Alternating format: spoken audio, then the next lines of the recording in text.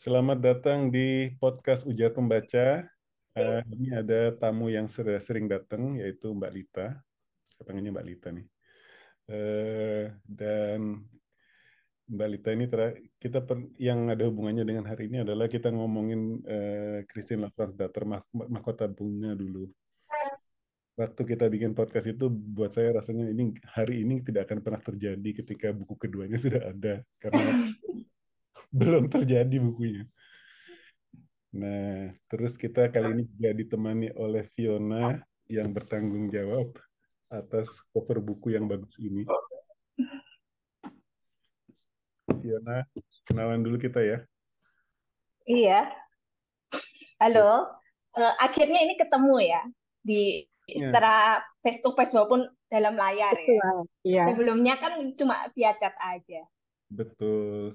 Fiona ini apa namanya, desainer eh, Ya, desainer sampul buku. desainer sampul buku. Ada aktivitas Ya, lain atau full time di memang memang desainer, desainer desainer? grafis Ah, sekaligus ya ilustrator. ilustrator. Desainer Mm-mm. grafis itu berarti membuat macam-macam produk desain juga ya? Iya, cuman kalau aku memang untuk saat ini lebih ke desain sampul. Desain sampul, oke. Sampul, ya sampul buku. Iya, bagus banget yang ini, Fiona. Jadi kita Ya, terima kasih. judging a book from its Kalau cover. iya. Oke, jadi mungkin sudah ketahuan bahwa kita akan ngomongin buku ini ya, Mahkota ya, Christine Lavransdatter Sang Istri. Eh, Kalau nggak salah, Fiona udah baca yang pertama juga ya? udah. Cuman aku memang baca yang kedua dulu. Oh, baca yang kedua. Nggak apa-apa itu? Ya, ya Nyambung? nggak apa-apa. Oh, Nyambung. Cuman lebih ke kayak ada yang sudah kuduga-duga, lalu dikonfirmasi ketika waktu baca buku satu itu, oh ya memang gitu. ah, Cuman bisa dibaca terpisah, bisa dibaca.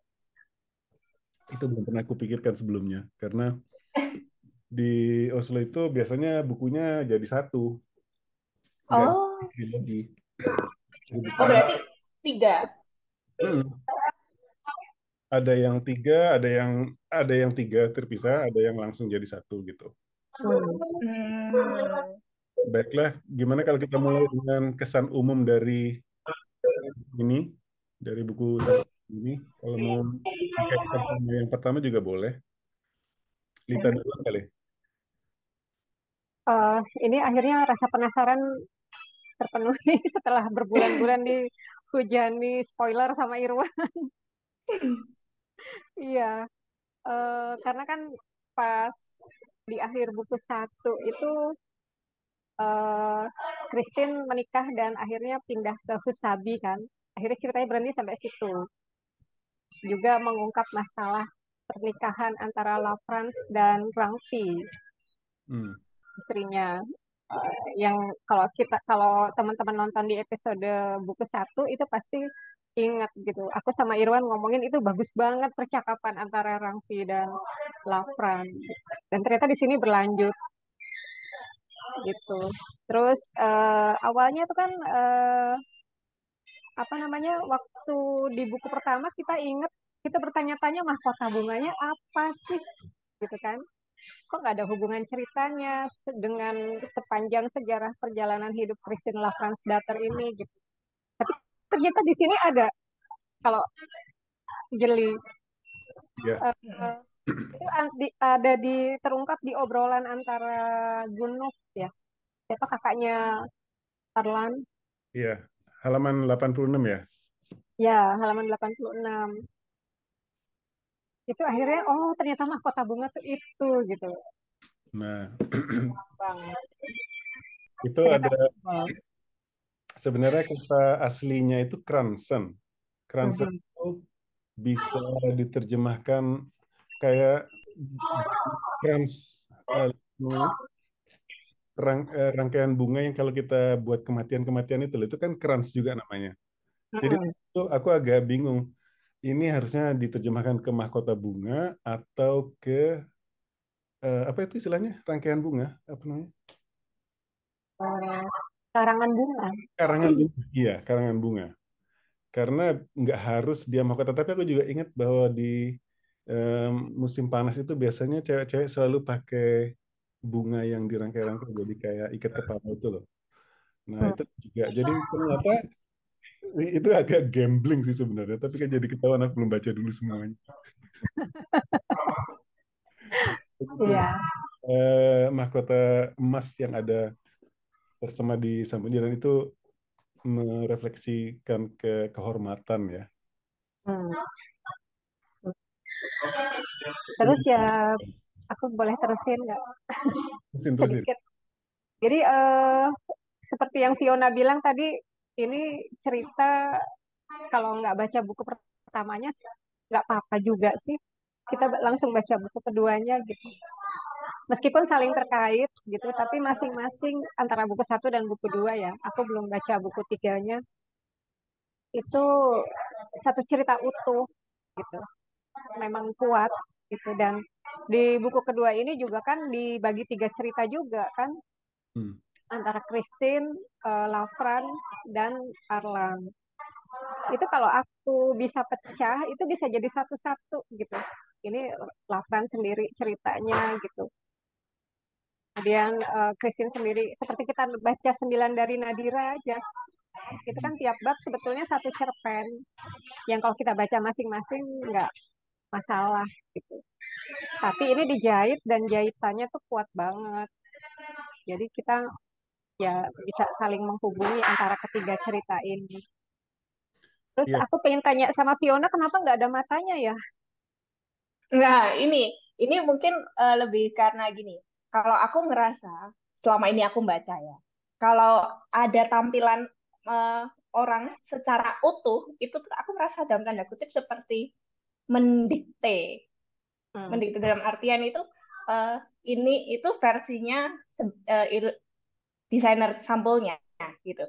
Kecantikan desainer versi desainer sampulnya. Sedangkan ini kan cantik itu kan sangat personal ya menurutku ya. Jadi karena itu aku menggambarkan dia tapi secara tidak lengkap supaya dilengkapi oleh pembaca itu sendiri. Kecantikannya itu versi masing-masing aja gitu. Ya, karena dan itu yang muncul di pertama di kepalaku pas lihat covernya, kok nggak ada matanya. Iya kenapa, ya. kenapa matanya yang dihilangkan? Ah, Kenapa? karena aku ngerasa selama ini kalau mata itu yang kalau dari ini secara gambar ya, mata itu yang paling berbicara selama ini ya, untuk memberikan nuansa itu dari sebuah gambar itu mata yang paling berbicara karena itu yang sengaja aku ini kan. Mata itu juga paling identitas kali ya. Iya iya. Mhm. Iya, tapi nanti aku juga ada agenda sih pengen nanya Fiona proses kreatif Aduh. membuat ini. Tapi bolehlah kita Hmm. udah Jadi aku ngeduluin ya, maaf. nggak apa-apa. Jadi gitu, aku setuju sih, Lid. Soalnya emang kayaknya membaca cerita ini tuh backstory-nya tuh banyak melingkar-lingkar kayak cerita si Erlen, hubungannya sama si Gunulf, hubungannya bapak, apa dinamika mereka sebagai saudara yang Mm-mm. bapaknya atau ibunya yang lebih suka sama si Arlan dan sebagainya. Itu Mm-mm. Mm-mm. lengkap gitu loh. Warna Ya. nuansanya, teksturnya itu nggak datar. Mm-mm. Kalau Fiona gimana nih kesan umum terhadap buku ini? Sungguh sangat begini. Naik turun Karena atau iya iya aku karena aku baca yang kedua dulu ya. Ini aku ngerasa lebih kayak kayak langsung dihantam gitu. Dari awal itu kayak langsung udah ini kan dia di awal itu kan kayak kisah hidup babak keduanya si Christine langsung ya setelah dia menikah. Mm-mm. Jadi langsung sudah dia diterpa dengan berbagai permasalahan sebagai seorang istri gitu. Jadi langsung langsung dapat gitu, langsung padat gitu. Kemudian baru aku setelah baca itu baru kan aku setelah itu baru baca yang buku satu baru oh gini ya, maksudnya manis-manisnya itu di buku satu nih gitu. Buku dua itu sudah langsung padatnya gitu. Iya, jadi kalau kayak cerita-cerita dongeng itu kan selalu berakhir di pernikahan ya. Jadi Ya, Hidupnya adalah memenangkan cinta itu, terus ceritanya diputus, jadi ya, ending. Padahal nggak tahu yang sesudahnya terjadi ketika pernikahan itu ceritanya yang berbeda lagi gitu loh. betul, betul, betul. Ya. Iya. Iya. Ini semacam buku panduan pernikahan sih. Hmm. Iya, iya. Buat yang baru menikah, buat yang udah nikah gitu ya. Aku begitu baca kisah Christine dan Arlan gitu, begitu habis, gini, aku merasa itu relate banget sama aku gitu. Jadi 10 tahun nikah nih kemarin gitu kan. Oh iya ya, dulu tuh waktu baru nikah tuh gini. Pokoknya stres banget gitu kan karena pindah ke tempat baru gitu. Beradaptasi dengan lingkungan baru, terus tiba-tiba ada orang asing yang jadi bagian dari hidupku gitu. Tiap hari jadi ngelihat dia bangun tidurnya kayak apa gitu kan. Ternyata tidak sesuai dengan harapan. Kalau Christine Christine memandang Erlan kan gitu kan. Ternyata Erlan tuh kalau makan ngorek-ngorek piring gitu. Iya, iya, iya, iya. Iya nggak sih gitu. Ternyata kalau Eh, kalau sedang di rumah berduaan aja itu nggak menyenangkan ya. Makanya dia anaknya si Om itu, iya, iya, iya. iya kan Erlannya juga kan ditulis juga Erlan begitu dia begitu menginginkan Christine ada dalam hidupnya, tapi di lain pihak dia nggak kepingin juga Christine ada gitu. Hmm. Ya ada kan bagian itu ya, aku Ya, lupa ya, di ada, ada. halaman berapa. Nah Jadi aku pas baca dia sampai merindukan sebaiknya aku dikirim aja ke medan perang di sana. gitu, aku jadi mikirin laki-laki maunya apa sih gitu, Nah itu dia maunya benar. Jadi istrinya ada kalau di kenapa Wan? di masa pacaran di depan itu yang memperjuangkan cinta itu babak pertama doang ya. Jadi kayak Ya, Cinderella atau cerita-cerita yang kayak gitu tuh kita Ya, ya. apa yang terjadi sesudahnya. iya. Tadi mau bilang apa, Lid? Kenapa? Tadi bilang Itu apa? yang apa namanya seperti di buku pertama itu kan kita pernah bilang gitu. Ini buku Christine udah kelihatan nggak happily ever after sebetulnya gitu. Karena eh, masa berpacaran mereka pun kan juga ngumpet-ngumpet gitu kan. Terus karena Christine sudah dijodohkan sama Simon Mm-mm.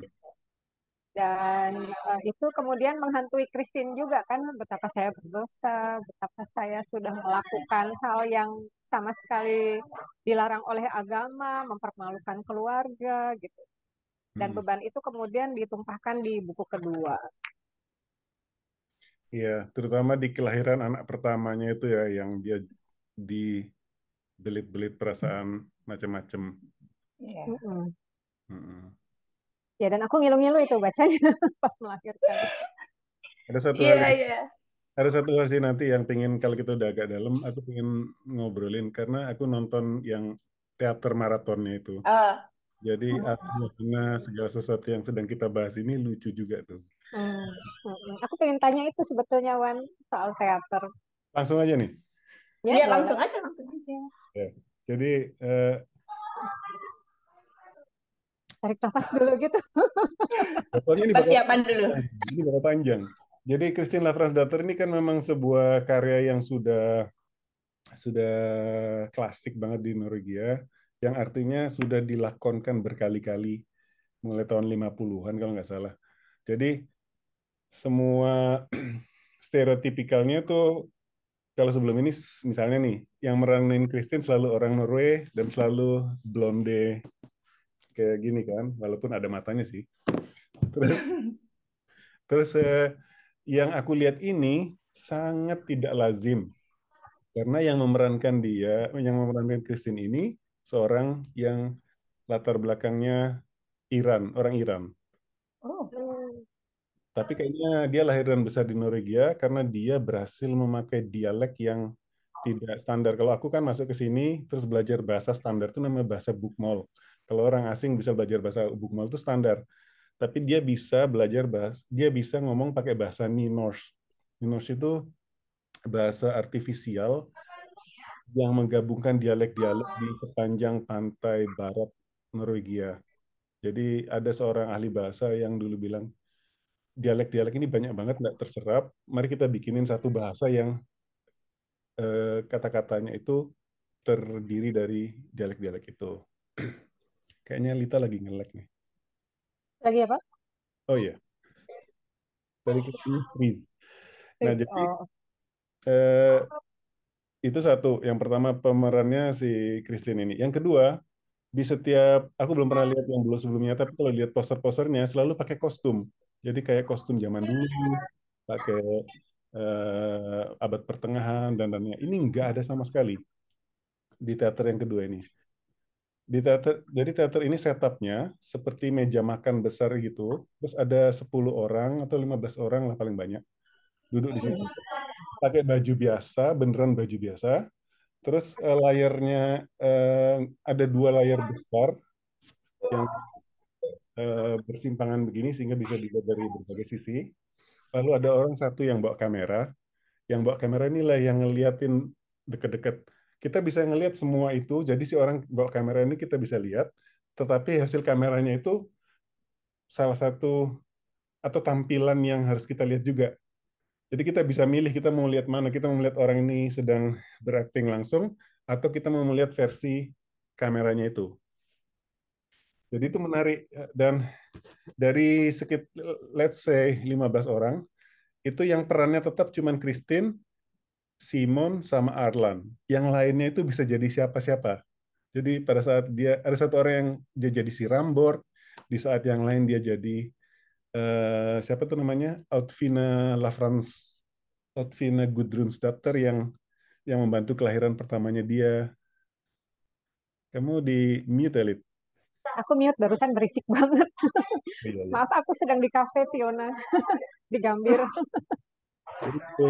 Eh, dan nanti kita bolak-balik aja ya. Tapi kita kembali ke adegan kelahiran ini, karena adegan kelahiran ini yang memainkan peran paling besar dan menimbulkan kelucuan-kelucuan berikutnya. Jadi adegan itu, si Christine ini khas banget teriaknya itu loh, melenguhnya itu loh. Jadi kan ada di bab, kalau nggak salah di halaman 93, itu kan ditulis tuh, Christine sedang kesakitan, dia berteriak. Terus si Arlennya tiba-tiba ingat dia pernah mendengar sapi betina muda meraung kesakitan ketika dibantai. Menurut aku paragraf ini lucu banget karena si Sigri Unset ini nggak bilang Christine itu berteriak seperti sapi betina, tetapi disandingkan aja dua cerita ini yang membuat kita langsung menghubungkannya. Nah, di di penampilan teater itu si kelahiran yang pertama tuh lama banget, berdarah-darah dan sebagainya, adegannya kacau gitu ya. Nah, ketika dia sudah melahirkan tuh dia berteriak panjang, habis itu keluar anduk merah yang dicelupin ke anduk yang dicelupin ke tinta warna merah kelihatan darah-darah terus dikeluarin gitu aja. Terus jadi anak dipegang-pegang. Jadi eh, dia teriak panjang keluar anduk itu terus ditaruh di sini. Itu pertama kali elaborate, tetapi anak kedua, ketiga, keempat itu cepet banget. Teriak, cepet langsung tergin. Jadi orang ketawa. Jadi menurut aku berhasil menciptakan apa yang ada di dalam tanpa harus prepnya itu nggak banyak. Dia cuma anduk basah itu aja. Ya, nanti kita lanjutin lagi ngobrolin soal teaternya. Hmm.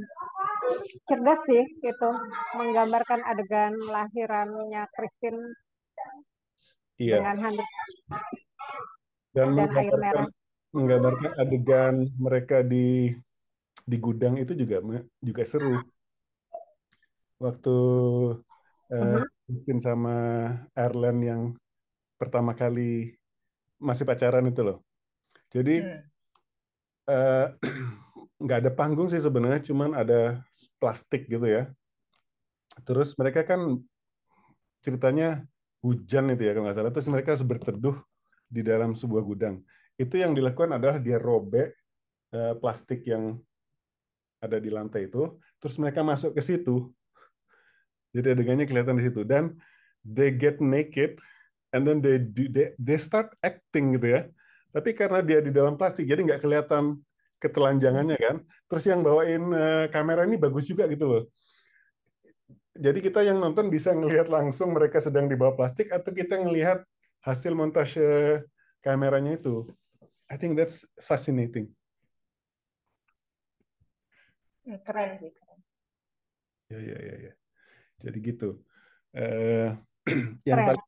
paling cocok itu yang jadi Simon sebenarnya, karena segala sesuatu yang kita gambarkan di buku ini kelihatan persis. Oh, that's Simon. Hmm, iya. Aku membayangkan dia bulat gitu ya. Iya, betul. Iya, iya. Iya kan? Betul, betul. Makanya dia nggak bisa jadi, makanya Ini dia dedikasinya jadi Simon aja, dia nggak bisa jadi yang lain. karena yang lain digambarkan tinggi langsing ya. Nah, ada satu aktor yang menurut aku paling serba bisa. Mukanya itu ya Mhm. kayaknya dia udah 40-an lah gitu ya. Mukanya ada jambang segala macam.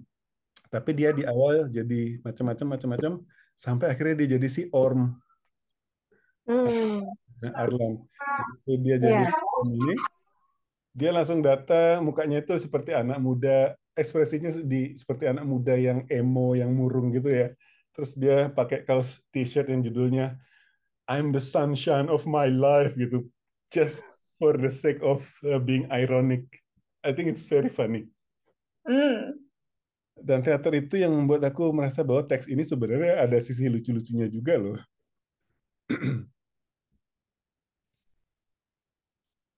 Iya, jadi Iya, gitu. cerdas ya penggambarannya ketika di Twitter tuh sangat ini ya.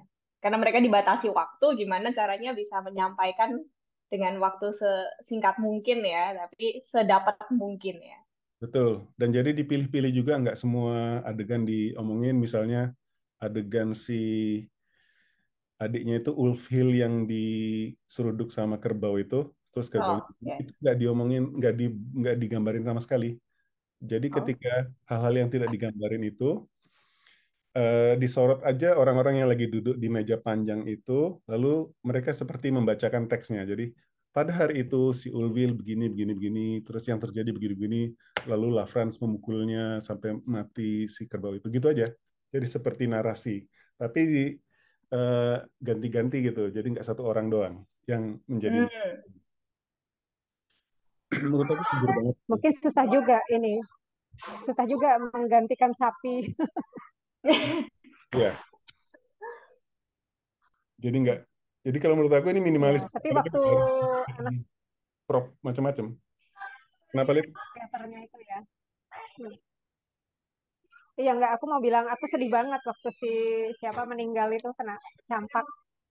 Si Karena Oh, campak kan anak tirinya Christine. iya, iya. Ya. Jadi kita nggak apa-apa nih ngomongin spoiler kok. Kalau Fiona, adegan apa yang paling Iya. berkesan? Mungkin ada beberapa yang bisa di-share. Sebentar ya. Kayaknya tuh soalnya aku ngerasa kayak ini semua ini tuh kayak mereka tuh kan jadi satu gitu ya. Aku ngerasa semuanya itu ini sih. Coba nanti aku pikirin dulu ya. Nanti nanti aja deh. Aku coba pikirin dulu. Oh iya, iya, iya. Hmm. Kalau Lita gimana, Lit? Aku yang aku pikirin itu di bagian yang pertama sampai dia melahirkan, terus dia menebus dosanya dengan jalan kaki ke Nidaros itu. Itu bagian yang waktu bacanya, waktu nerjemahnya itu cukup berat karena emosinya kan agak suram gitu loh. Tapi twistnya adalah ketika dia ketemu Simon itu. Ya. Ya. Oh, aku juga ini nih yang waktu dia eh, hamil anak pertama, lalu dia naik kuda sama Arlan itu. Yang naik kuda yang terus sarung tangannya jatuh gitu. Nah, itu Ya, tuh kayak gitu. iya, itu bagian dari serangkaian ketika dia menceritakan, ketika Ireland tahu bahwa dia sudah hamil. Menurut aku adegan itu bagus karena pas dia kasih tahu, pas dia pegang perutnya, terus Irelandnya kaget, terus dia nggak ngapa-ngapain, dia diem nggak Ya, itu apa. dia. Akhirnya dilanjutin sampai ke kuda, sampai dia lari kudanya terus dipukul gitu kan. Tapi adegannya berhasil loh, apa namanya? kan akhirnya mereka ketawa-ketawa dan nyebutin si Christina, kamu ternyata kayak troll juga ya gitu kan. Ya, ya. Tapi kayaknya mungkin yang mulai dari dia tahu kehamilan tapi nggak ngomong itu kayak merasa wah ini sudah mulai nih ketidak lancaran komunikasinya aja. Ini Iya. awalnya yang membuat semuanya lalu tambah.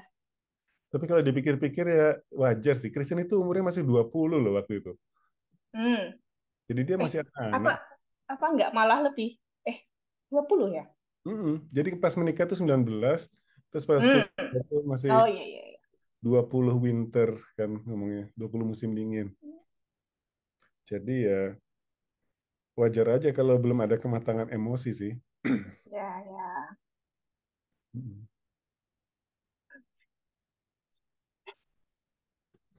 Kalau Kak Lita, Sementara Arlan udah melalui banyak hal ya. Ya, tapi Ireland punya masalahnya sendiri. Iya, Dia memang tidak, walaupun dia sudah lebih tua, tapi dia memang tidak mature sama sekali emosinya. ya, iya. Aku yang ada dua sih yang relate banget. Itu waktu melahirkan, memang. Hmm. Karena proses melahirkan itu sama sulitnya tuh seperti Chris itu. Terus yang kedua, perbincangan antara Christine dan Lafrance sewaktu Lafrance mau meninggal. Itu Gimana? juga, aduh, ini sih mengharukan banget. Ya, aku tidak punya kesempatan itu waktu bapakku meninggal gitu kan. Jadi aku jadi berpikir kalau misalnya aku punya kesempatan seperti yang didapatkan oleh Christine, aku akan bilang apa ya? Gitu. Waktu itu kan dia sedang hamil juga kan, sampai anaknya dikasih nama La France itu. ya. Iya, dan aku tidak mengerti ya, eh, harus tidak boleh memberi nama orang yang belum meninggal kalau mau dibaptis itu. Jadi nggak dibaptis-baptis. Ternyata ada semacam adatnya ya, begitu. Iya, itu kayaknya adat zaman itu ya. Eh, Ya asal informasi aja semua yang terjadi di dalam buku ini sudah tidak ditemui lagi di Norwegia zaman modern sih. Hmm, Eh, ya, Kalau ini ditulis di zaman modern mungkin tidak ada rasa bersalah itu seperti yang harus dilakukan Christine ini. iya, tidak ada penebusan dosa ya, Christine jalan kaki sejauh itu. Iya. Ya. Satu adegan yang menurut aku kan melihat si Arlen ini orang yang pragmatis banget gitu ya, agak kekanak-kanakan suatu saat, tetapi dia kadang-kadang waktu bapaknya atau si Lafrance dengan kakaknya ini yang membuat suasana rumah terlalu religius, dia malah agak ngejek-ngejek gitu kan. Terus yang dia sebenarnya marah banget sama si Gunuf yang membuat Christine harus jalan kaki. Kenapa sih kamu harus bikin dia kayak gitu gitu loh. Kamu ngikutin emosinya aja, apa namanya, menurutkan rasa apa yang gede-gedein rasa bersalahnya si Christine. Mm-mm. Ya, dan lagi-lagi aku mendapat gambaran betapa barbarnya orang Skandinavia pada masa itu ya, di buku di bagian pertama yang berkelahi dengan Tuan Munan itu kan, yang kedatangan Christine baru pindah ke Husabi, kemudian ada tamu dan mereka bertengkar ya ampun sampai kayak gitu, gitu. Di buku pertama kan juga Irwan cerita gitu, seru banget kalau lagi nerjemahin bagian adegan berkelahi ini gitu. Itu terutama Dan keluarganya terus Arlan sih. ya, Keluarganya Arlan itu Ya. memang beda. iya, Mm-mm. Iya, iya, Ya Wan. karena Christine Jadi juga bilang sampai ya waktu pendeta itu. dilempar ke meja itu kan, iya, Iya. iya. Kenapa Fiona? Nggak, Christine kan juga bilang dia kaget kan kalau yang kayak gitu nggak terjadi di rumah dia. Iya. Jadi si Christine ini kelihatannya dilahirkan dengan keluarga yang tertib, bapaknya baik-baikan, Ya. baik-baikan. Sementara si Arlan ini totally different. Mm-mm. Tapi tema tema utama dari 9 jam maraton di teater itu, memang yang paling panjang adalah di buku kedua ini karena paling padat. Buku pertama itu masih bisa dipendek-pendekin, events-nya bisa dikompres gitu ya. Tetapi yang action utama itu memang terjadi di buku dua ini. Terutama yang pas dia ditangkap sama urusan politik itu. Ya. Iya, kalau gitu, kalau belum ada ide yang lain, gimana kalau kita ngomongin proses kreatifnya bikin cover ini, Fiona? Berapa lama bikinnya sampai jadi? Sekitar 2 minggu kayaknya. Ya, Oh, cepet kayaknya juga ya. sekitar 2 minggu. Ya, karena aku memang kebetulan juga memang suka baca, jadi aku bacanya juga relatif nggak terlalu lama dan ini bagus kan. Terjemahannya juga kayak wah ya mengalir gitu, enak. Jadi cepat bacanya cepat. Bentar nanti kepalaku. Terus, tapi itu menurutku Irwan hal yang selalu sangat ngefek loh. Irwan selalu begitu. Ya, Kenapa terima Fiona? kasih. Terima kasih. Sangat sangat ngefek kan, maksudnya penerjemahan yang bagus itu kan sangat sangat ngefek sama kecepatan kita membaca gitu. Iya, Karena kemampuan memahami juga semakin bagus gitu. Karena nggak harus mikir ini apa ya kok kayaknya nggak nyambung gitu. Ini kan mengalir enak, oh langsung dipahami, masuk masuk masuk gitu. itu yang aku bilang ke Lita. Aku nerjemahnya setahun, kamu bacanya cuma 4 minggu. Berapa hari, Tiga Lit? hari. Yang buku pertama 3 hari. Tapi eh, kerapian dan segala macam di buku ini bukan cuma aku aja. Editorku tuh bagus kerjanya, jadi kami cocok kalau ngerjain ini. Dan dia yang merapi-rapiin. Kalau aku mungkin di draft pertama itu masih ada struktur-struktur bahasa yang terlalu Norway yang harus dihaluskan. Nah, proses berkali-kali itu menurut aku yang hasilnya jadi seperti ini. So, all the credits for all of us. Jadi itu 2 minggu itu sambil baca, Iya, itu satu tim. Mm-mm. itu sketching-sketching gitu. Ya, ya. Terus aku bikin waktu itu aku bikin dua sih alternatifnya. Yang pertama yang ini hasil jadi ini, Hmm. satu lagi gambar ini bunga-bunga gitu. Kayak aku searching ternyata ada ini ya bunga-bunganya itu juga dalam tradisi Kristiani ternyata juga ada arti-artinya gitu.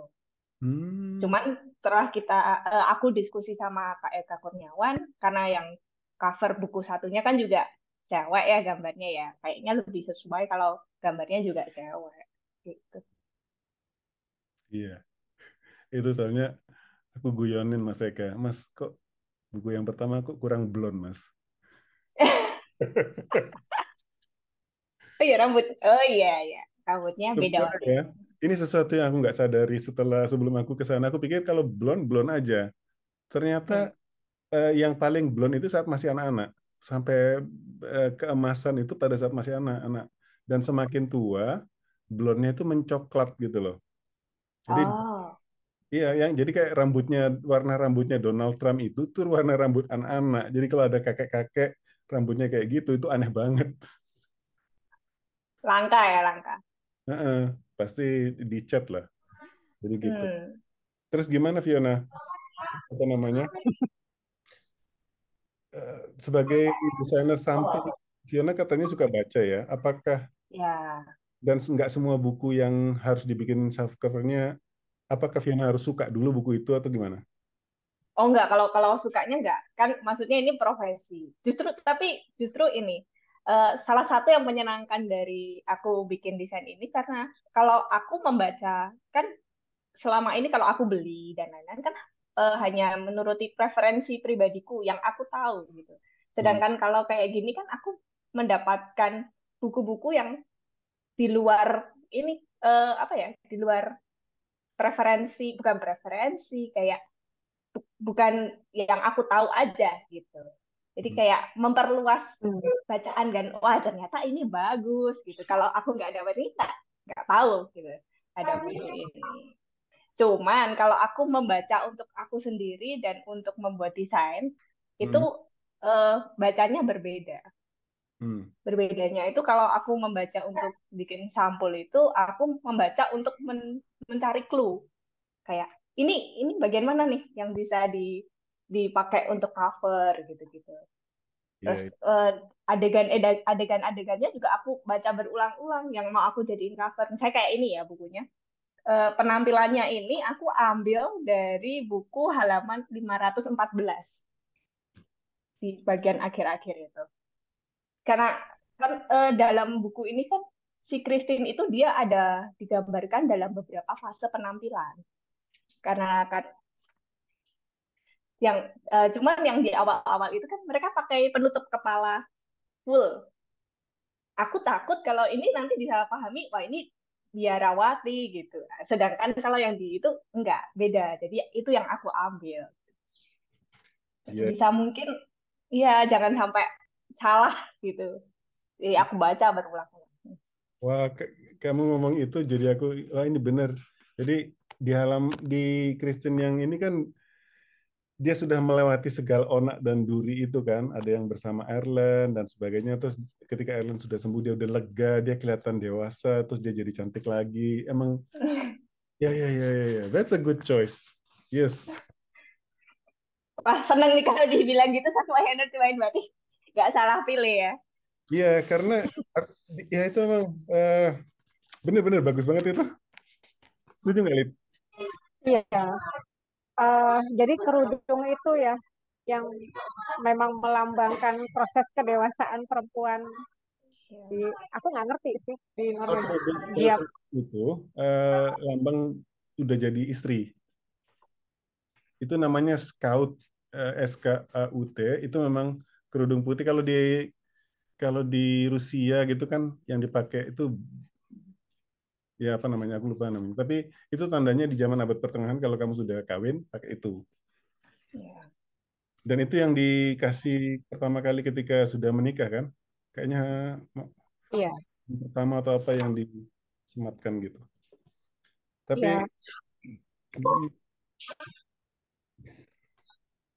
ya, tapi kan Christine kelihatannya sakit-sakitan, kurus, kering selama masa kelahiran dan sebagainya itu kan. Tapi setelah penderitaan dan sebagainya, di halaman yang Fiona pilih tadi, dia udah lega gitu loh. Itu yang di-capture. That's cool. Terima kasih.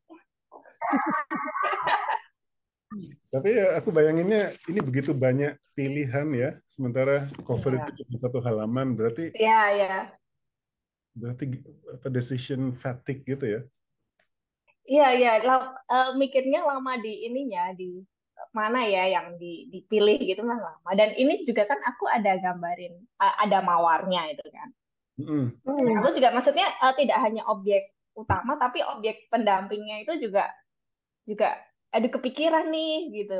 Kalau yang ini kan kalau ini mawarnya aku pilih karena sebagai bahasa universal itu kan cinta ya, mawar merah. Tapi ternyata aku searching di dalam Kristiani pun ada maknanya sendiri, mawar. Jadi ternyata kalau yang dari aku baca, mawar itu dulunya itu bunga yang ada di surga. Dan ketika itu dia belum ada durinya.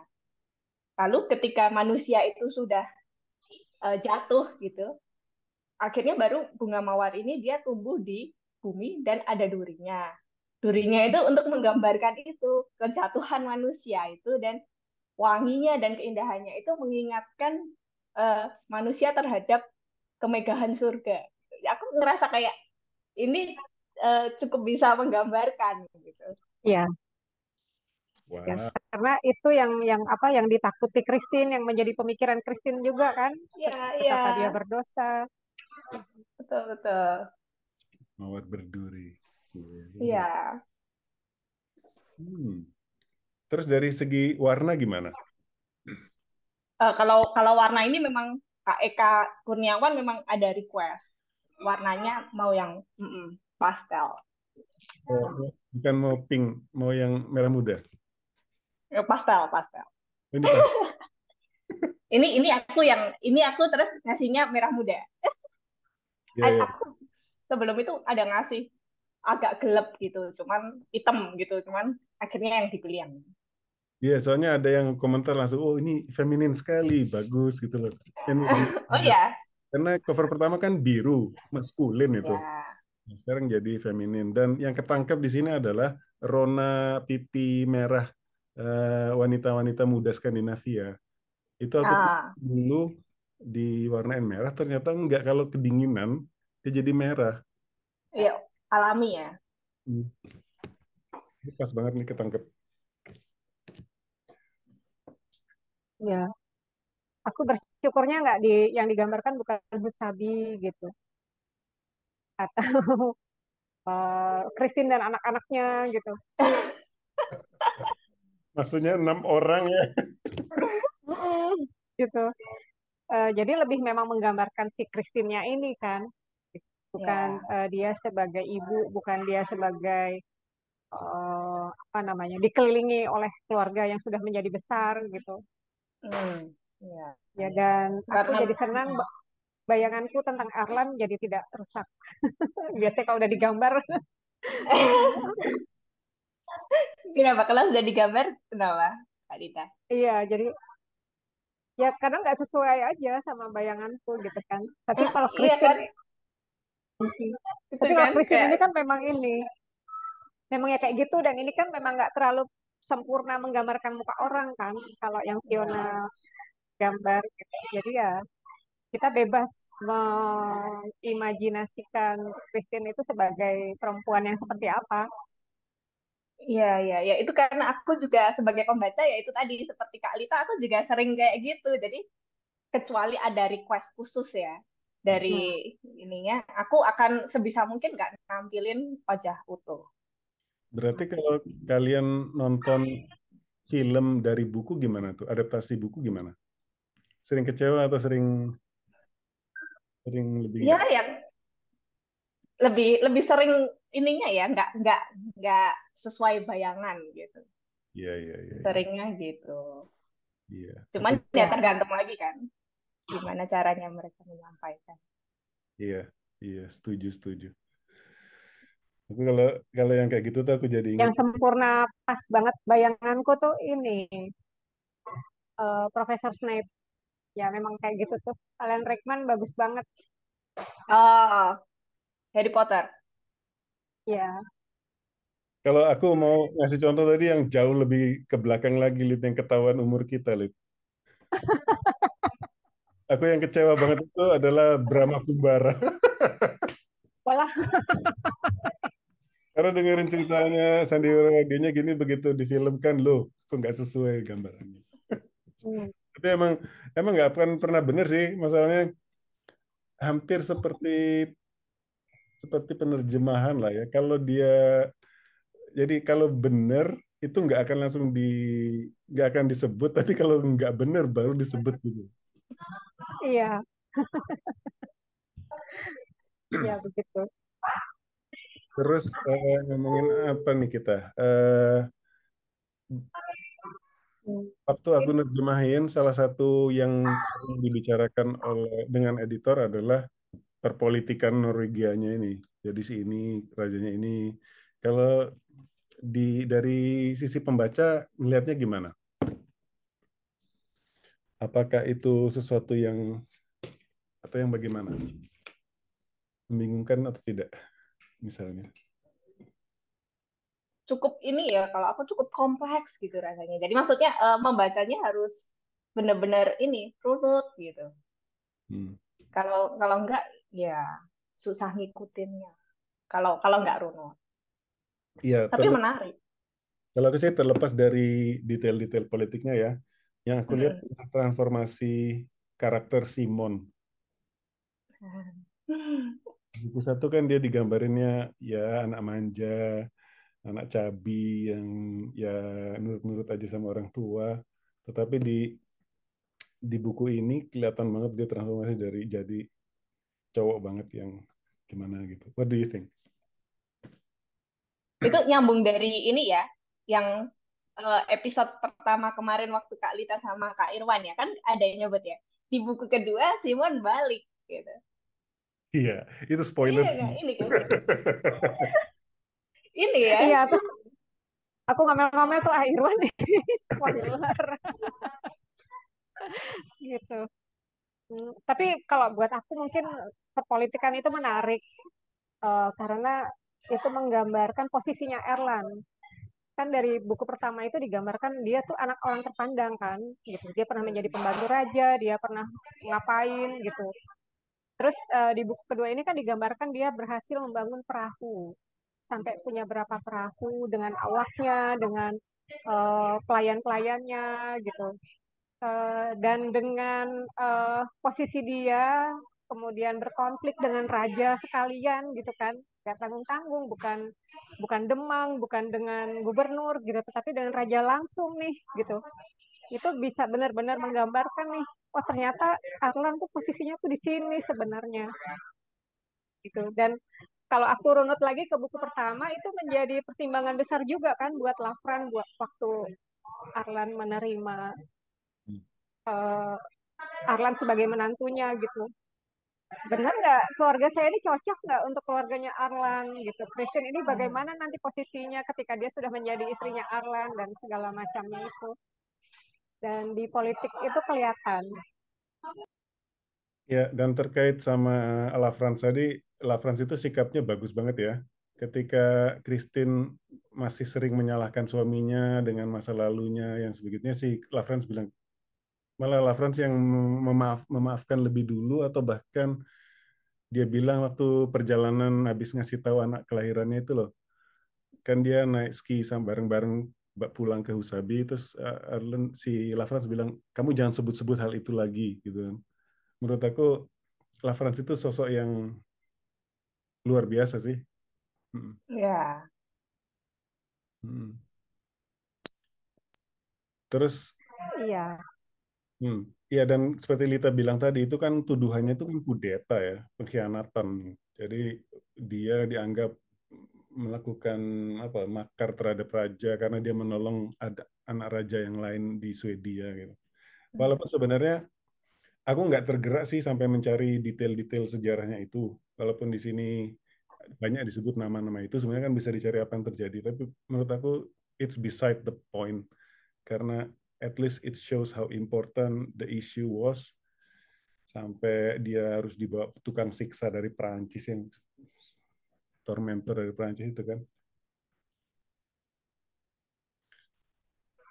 Iya, Kak dan Irwan buatku aku Arlan mengagumkan sih. Iya. Kenapa Fiona? enggak lanjut aja dulu. Enggak apa-apa, enggak apa. Lanjut buat aja aku dulu. Arlan itu buat aku Arlan tuh mengagumkan karena dia betul-betul dibanding dengan yang biasa kita tonton di TV sekarang ya, orang setelah menjadi terdakwa masih kekeh gitu, saya nggak bersalah gitu. Sementara kalau kita baca yang pas bagian pidatonya Arlan itu, oh iya saya memang melakukan kesalahan, tapi dia jelaskan gitu alasan saya melakukan itu tuh apa, raja turun gunung nggak lihat rakyatnya kayak gini kayak gini kayak gini gitu, dan itu mendingan saya duluan yang melakukan kesalahan ketimbang nanti rakyat sudah tersulut semuanya kemudian jadi huru hara di negeri ini gitu.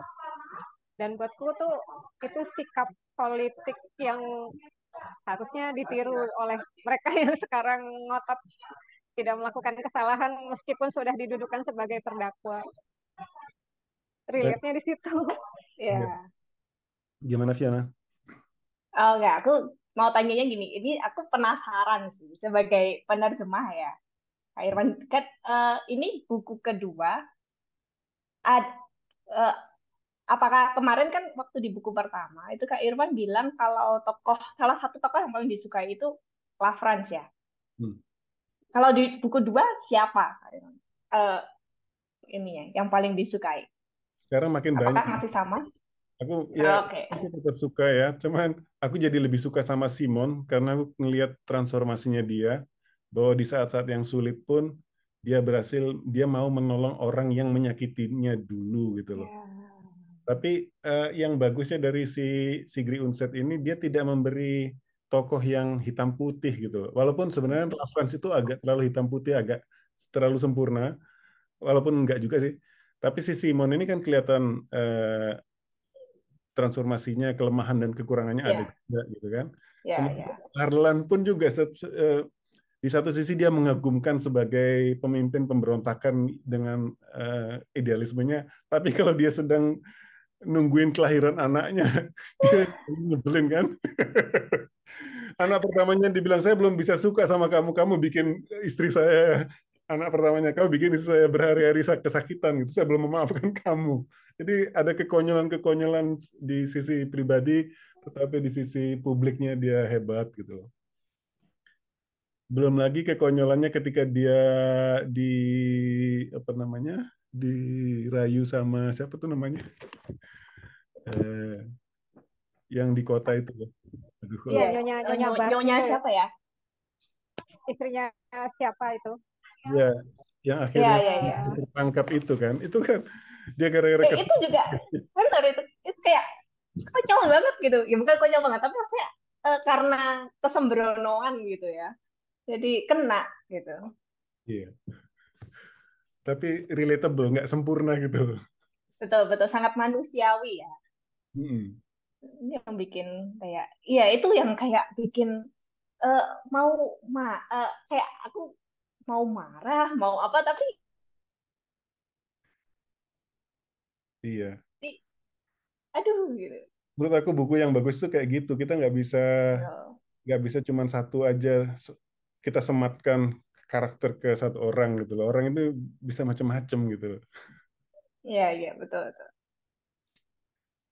Lita kemarin, Kalau Kak Lita, iya Lita kan kemarin bilang, anu, apa namanya? Galau antara Arlan dan Simon. Iya, iya. Iya, iya. Tapi ini juga sih Simon itu kan juga masih gini. Ada Christine tuh ternyata masih ini ya, gitu. Kayak masih ada rasa juga sama Christine gitu. Jadi Iya. sebenarnya dia mau nolong Christine tuh karena pertalian keluarga atau karena dia masih punya rasa sama Christine. Menurut aku dua-duanya. Oh, Menurut aku dua-duanya sih. iya. Karena ya Tapi ya, ya itu ya, dia mendapatkan adiknya Christine, tapi dia tetap tahu bahwa itu bukan Christine gitu loh. Si Ramborg itu tetap berbeda. iya, ya itu ketidaksempurnaan lagi kan. Yes, yes. Simon tuh nggak muncul sebagai sosok kudus yang sempurna, baik hati, nggak punya ya. apa namanya, nggak punya pamrih Hmm. ketika menolong Christine gitu. Ya mungkin dia menikmati juga saat-saat cuma berdua Christine kan, jalan ke penjara gitu. Iya. Iya. Iya. Tapi yang bikin gemesnya kan di situ. Ya, dan ketika dia sudah pesta, pas si Erland udah dibebaskan, kan ada kalimatnya Erland yang menyinggung si Simon kan, Iya. Erland marah. Kayaknya itu yang di halaman yang kamu gambarin itu ya, Fiona? Enggak ya? Kayaknya setelah itu selisih berapa halaman gitu. Iya, yang dia Selisih. ngancem Iya. pergi aja gitu kan. Terus Iya, si iya. manggil mereka gitu untuk kembali. Iya. Dan si Simon langsung nurut aja kalau Christine yang nyuruh kembali kan. Iya, iya. Dia benci banget sama si Erland, tapi kalau Christine yang ngomong, oke deh. Mm-mm. Itu yang aku tangkap di cerita Christine ini ya. Mau gagahnya kayak apa seorang laki-laki gitu. Begitu istrinya ngomong dia langsung nurut gitu. Di adegan di adegan perkelahian Munan itu Ya, Oh iya, iya, iya. eh, Yang, ya kan. iya, iya. yang Itu kan dia juga ini begitu begitu istrinya bilang sudah cukup kamu tidur gitu. Beneran berhenti itu perkelahian. oh Iya. iya, wanita-wanita Skandinavia kan memang terkenal wanita yang kuat. Kesetaraan gender itu Hmm, mungkin sudah dimulai sejak zaman itu sih. iya, Terus iya. adegan-adegan berdarah-darahnya juga banyak kan di buku ini. Salah satunya yang si Arlan ketika anak perempuannya diganggu itu. Hmm. Itu yang aku spoilerkan ke Lita sih. Oh iya. Oh, Iya. ternyata. Ya, dia Iya, di tapi buat aku anak tirinya Christine yang perempuan tuh nyebelin sih. ngingetin banget sama ibunya ya. Ya nyebelin banget karena ketika pacarnya itu tangannya ditebas, yang diingat pertama kali itu dirinya sendiri, dia nggak inget bahkan nanyain kabar si cowok itu kan. Tapi yang aku tangkap dari adegan itu adalah si Arlan yang dulunya mengganggu anak orang, terus akhirnya harus menghadapi situasi di mana anaknya yang dia ganggu gitu kan, yang diganggu orang maksudnya. Terus sampai harus mengawinkannya dengan siapa, dikawinin sama siapa tuh anak perempuan itu?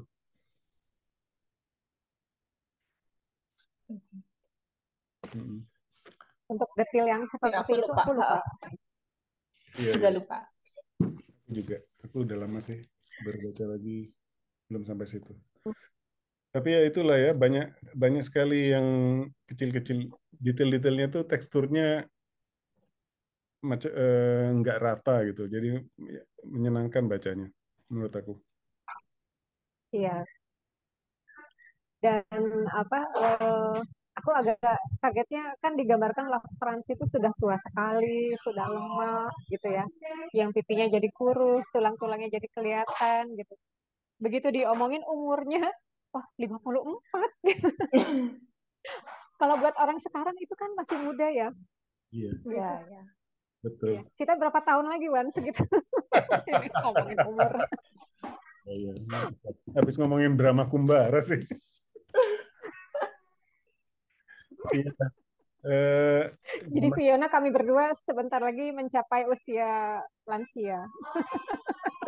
jadi La France. Kita udah di atas Ireland semua. Iya, tapi waktu itu memang kayak memang beda ya dengan sekarang ya. Seperti waktu adiknya Christine itu dia waktu menikah, itu juga kan usianya masih sangat muda ya. Usia, ya kan waktu itu usia berapa ya? 14 kan dia 14 menerima. ya. Heeh. Jadi ada satu kata yang aku temui di buku ini, kata aslinya, namanya Barne Kuna. Barne itu anak-anak, Kuna itu istri. Jadi terjemahan bahasa Inggrisnya kalau nggak salah child bride. Hmm. Tapi ternyata yang benar adalah itu istri yang sedang hamil, a wife with a child gitu loh. Jadi ada, dan ketika menerjemahkan kata itu, aku udah bilang kayaknya di episode yang pertama ya, kata itu nggak dipakai di buku-buku yang lain. Jadi cuma Ya. satu buku ini yang pakai kata itu. Jadi agak sulit sih kalau kalau terjemahan bahasa Inggrisnya salah, ya nggak Pak. Ya maksudku, aku sebagai penerjemah bisa paham gitu karena nggak ada contoh lain sih. Nah, itu juga itu yang aku penasaran nih sebagai penerjemah. Ini bagaimana caranya bisa menemukan konteks yang tepat karena kan banyak sebenarnya ketika menerjemahkan satu kalimat aja gitu kan ada banyak kata yang bisa dipakai gitu. Gimana caranya memutuskan oh ini yang paling menggambarkan, ini yang gimana? Mungkin nggak jauh beda sama gambar kali ya. Ada beberapa desain gitu, tapi nggak semua kata-kata seperti itu. Cuman kalau Hmm. kata-kata yang sulit itu bikin dulu dugaan pertama apa, terus kalau dilanjutin ternyata oh dugaannya terkonfirmasi di kalimat-kalimat berikutnya, dan it is safe. Itu cara eh, apa namanya, konfirmasi yang pertama. Cara yang kedua itu yang dilakukan oleh auditor. Editornya kebetulan ya dia tentu nggak bisa baca Norwegianya, langsung dia baca versi Inggrisnya dan dikonfirmasi. Hmm. Kadang-kadang aku yang salah, kadang-kadang versi Inggrisnya yang salah. Jadi ketika dia menemukan ketidakcocokan itu dia bilang, oh coba dicek lagi. Jadi aku cek lagi, ceknya lebih mendalam, oh kata ini harusnya ini gitu. Oh, Jadi di oke. buku pertama itu yang lebih sering terjadi, di buku kedua ini kami nggak sampai banyak. Mungkin karena aku juga udah biasa dengan kosakatanya. Jadi yang perbedaan-perbedaan itu nggak sebanyak yang pertama sih sebenarnya. Ya itu Kalau khasnya waktu nerjemah, gimana gimana? kalau waktu nerjemahin gitu, berarti itu kan ada bukunya tiga ya ini. Berarti apakah dibaca semua dulu dari 1 sampai 3 baru mulai nerjemahin Aku atau agak per buku aku jawabnya atau agak langsung? sebenarnya kalau menurut textbook harusnya dibaca dulu kan. Nah, tapi banyak banget, tebel banget kan? Kalau aku kan penerjemah amatiran dan apa namanya malpraktek mungkin. Jadi aku sebenarnya melakukan Tapi aku juga penerjemah. gitu kok. Oke, malpraktek kita berdua Lita. Enggak, aku tuh Fiona, aku ini menerjemahkan beneran labor of love, jadi ingin Ya. menikmati juga gitu loh. Jadi kalau aku udah baca dulu kan jadi spoiler buat aku sendiri. Jadi Ah, ya, ya, ya. aku sambil menerjemahkan itu sambil membaca sedekat mungkin dengan teksnya. Bagiku menerjemahkan adalah mendekati teks sedekat-dekatnya. Hmm. Jadi gitu, jangan disabarin ke siapa-siapa ya. Ini berarti di-cut nanti. Iya, nggak ada. Sensor ya. Ya, ya. Jadi gitu. Terus apa lagi? Mau ngomong apa tadi ya? Oh iya, aku Soal pen. adegan yang Lafran sama Rangfri itu loh. Jadi ini suatu hubungan bukan kisah cinta utama, tapi kisah cinta yang di sampingnya, yang kita kita bahas di buku pertama, Lid, yang dialog terakhirnya itu kan, itu berhasil ditangkap dengan bagus di teaternya juga dialog itu. Oh. Jadi ketika 9 jam itu kan dibagi dua istirahat ya, istirahat buku pertama, istirahat buku kedua. Istirahat buku pertama itu diakhiri dengan dialog antara Lafrance dengan si Rangfri itu. Nah, di buku kedua kan kelihatan banget cintanya mereka berdua ini yang tidak terlalu banyak terungkapkan. Jadi misalnya dia dikasih cincin pada saat si Lafrance sudah sakit, itu kan. Habis itu si Rangfri yang ketika Lafrance sudah meninggal, saya nggak bisa hidup lagi lama-lama, terus dia masuk ke biara, akhirnya menunggu kematian di situ. Menurut aku it's so sweet. What do you think? Iya, ya. Ya, Fiona dulu coba. Ini kalau aku ngerasa kayak ini kisah di luar kisah utama yang paling bikin aku penasaran gitu. Hmm. Karena ini maksudnya kan diceritakan kayak mereka itu kan pasangan yang ya berbeda lah sama kisah yang pasangan utamanya ya.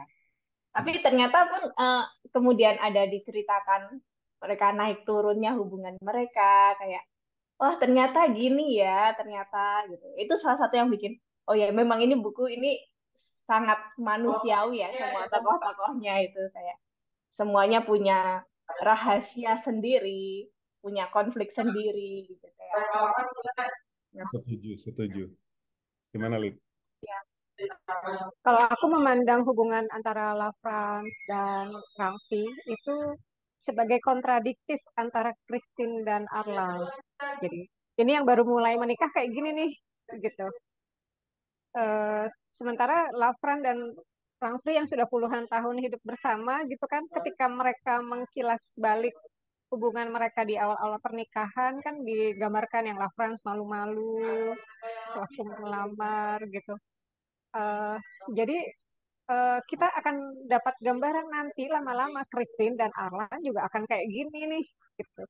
Dengan setelah merasakan lika-liku segala macam perselingkuhan gitu, segala macam urusan yang bikin kesel anak aja gitu kan.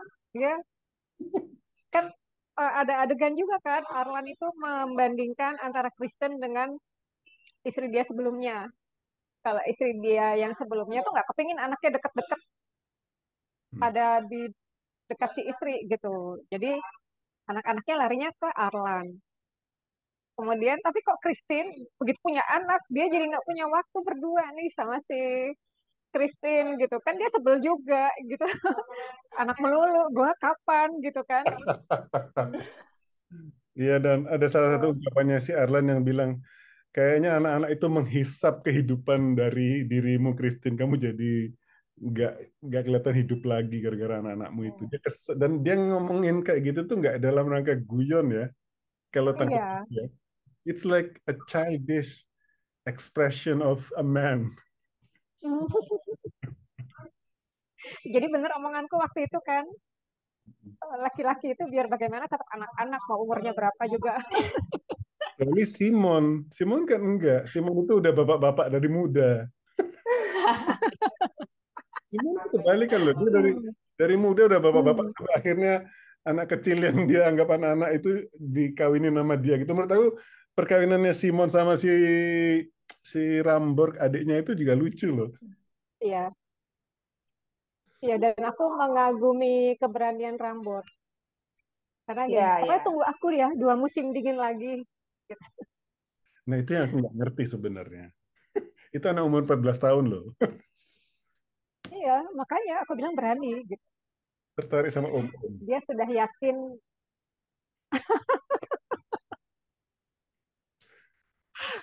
Hmm, Iya nggak sih? ya, Waktu itu kan itu nggak ada Iya, nama ininya ya. Ada sindromnya ya. Apa sih namanya?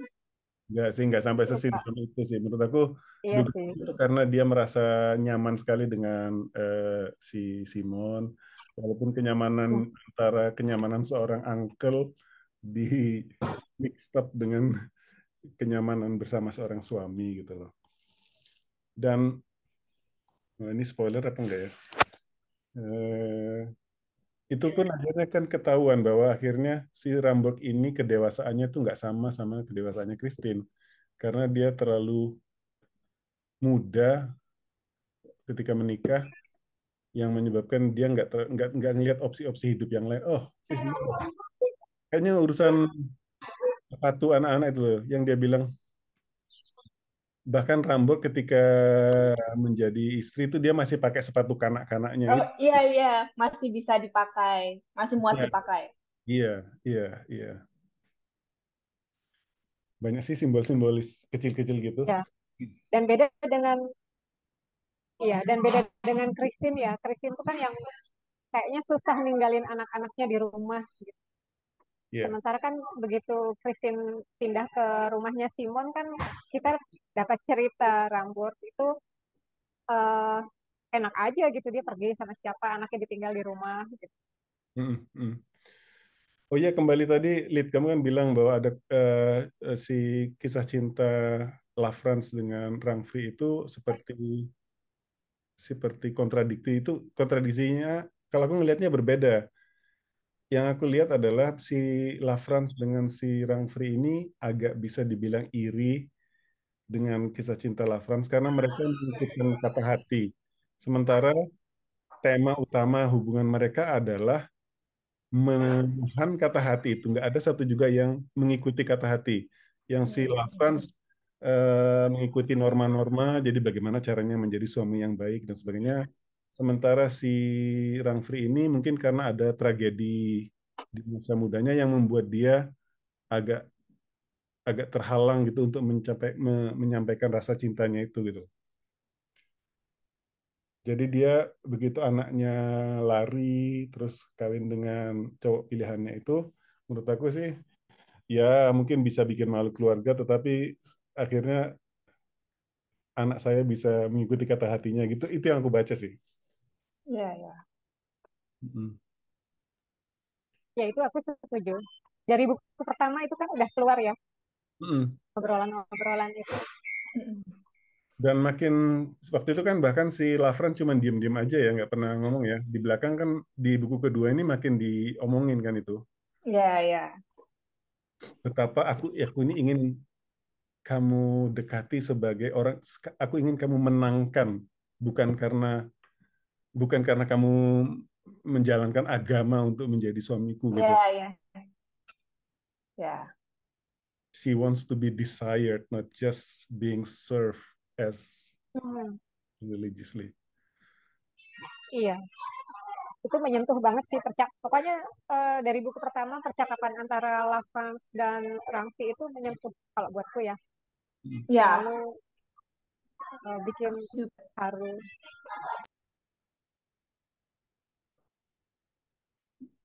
Gimana Fiona? Ya, kalau aku, ya aku rasa walaupun mereka itu pernikahannya bukan seperti Erland dan Christine yang penuh gelora, tapi tetap juga kayak bentuk lain dari cinta gitu pernikahan mereka, menurutku kayak tetap tetap indah gitu ya, dengan segala kekurangan dan kelebihannya, tapi tetap indah dalam versi lain gitu. Iya. Dan menurut aku sebagai keseluruhan cerita itu jadi penting. Kalau kita cuman ada kisah cintanya Christine, jangan-jangan buku ini seperti memberi resep bahwa kisah cinta itu seharusnya kayak gini loh. Ikuti kata hatimu, habis itu akhirnya mengalami penyesalan dan sebagainya, bla bla bla. Sementara ada bentuk kisah cinta yang lain juga yang jadi dia nggak Iya, memberikan resep gitu buku ini.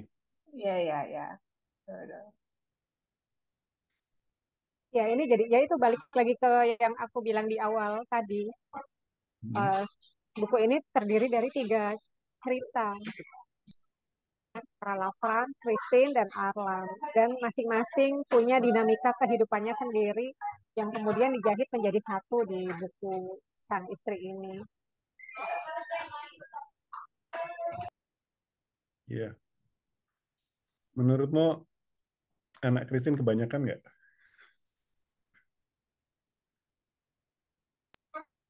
Kebanyakan lah, 6. Dan laki-laki semua, aku nggak ngebayangin itu.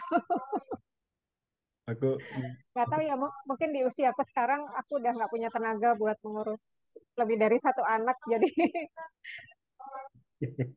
buat aku banyak banget. dengan itu belum ada kontrasepsi ya. Terus aku Apa? mau kasih spoiler ya, itu mereka belum selesai loh. Lanjut ya. Itu bukan Ya. anaknya yang terakhir loh. Tapi ada di Wikipedia Berarti kok. tahun Kenapa? Kenapa, Lip? berarti tahun depan kita bikin podcast lagi untuk buku ketiga. Kayaknya Fiona bikin covernya anak-anaknya semua deh.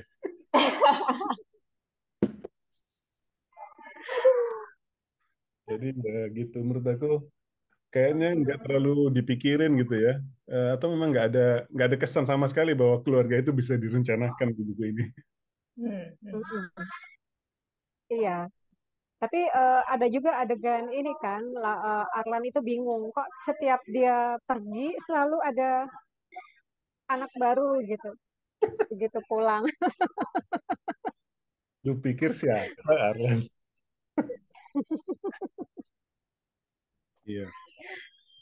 Aku lupa itu apa yang mencetuskan dia sampai berselingkuh dengan nyonya itu ya? Kayaknya kan ada adegan pencetusnya, terus dia jalan-jalan ke gereja sendiri. Itu Karena pacaran ini dengan ya Christine kayaknya ya. kan. Iya, iya. Lagi marahan kan? Mm-mm. Ya, jadi mereka habis bertengkar yang Christine sempat bilang, loh kan kamu dari dulu bilang aku ini troll gitu. Nah, terus mau sebaik apapun aku buat kamu, aku ini troll gitu. Itu yang terus mencetuskan pertengkaran, terus Arlan itu pergi. Habis itu di gereja ketemu si nyonya itu. Oh, tapi mereka sudah sering ngadain pesta bersama-sama kok ada nyonya itu kan? Yang waktu waktu itu kayaknya si Arlen lupa aku. Jadi mereka berpesta sama-sama, terus mereka saling pangku-pangku. Oh, yang dia bikin di apel itu loh. Banyak banyak nih adegan-adegan yang sudah lupa baca lagi. Iya, yang uh, Arlan memangku istri itu kan, Iya, si atau nyonya siapa itu. ya Gitu. yang dipangku Arlan tuh. Jadi kayaknya udah akrab banget mereka dan ada Christine Iya, kan. iya. Nah, Iya. Iya, cuman jadi tergodanya setelah ketemu di tempat lain lagi gitu loh. Dan itu jadi yang membuat si Arlan tertangkap kan gara-gara itu ada suratnya yang di dalam celananya atau bajunya itu yang terjadi pada saat mereka sedang berselingkuh. Iya, itu ada tuh yang di aku baca di Goodreads itu kayaknya ada di share ya di ininya Twitternya Moi. Jadi itu tuh yang coba nanti kalau ini dilihat, ada lihat nggak di Twitternya Moi. Jadi komen orang di Goodreads yang dia bikin kayak alternatif judul untuk buku Kristen kedua gitu. Oh iya iya Itu iya. ada, itu kan kayak Nanti aku cek lagi. Kayaknya aku dikirimin sesuatu sama editorku juga. Iya, iya. Ya itu aku baca itu aku ketawa sih. Wah, iya nih, iya banget nih gitu. Aku sempat bilang-bilang sama editorku, kalau ini di zaman modern, Christine dan Arlen itu bisa disebutkan antara daddy's girl with a fuck boy. Jadi apa namanya, playboy kawin sama anak kesayangan bapaknya.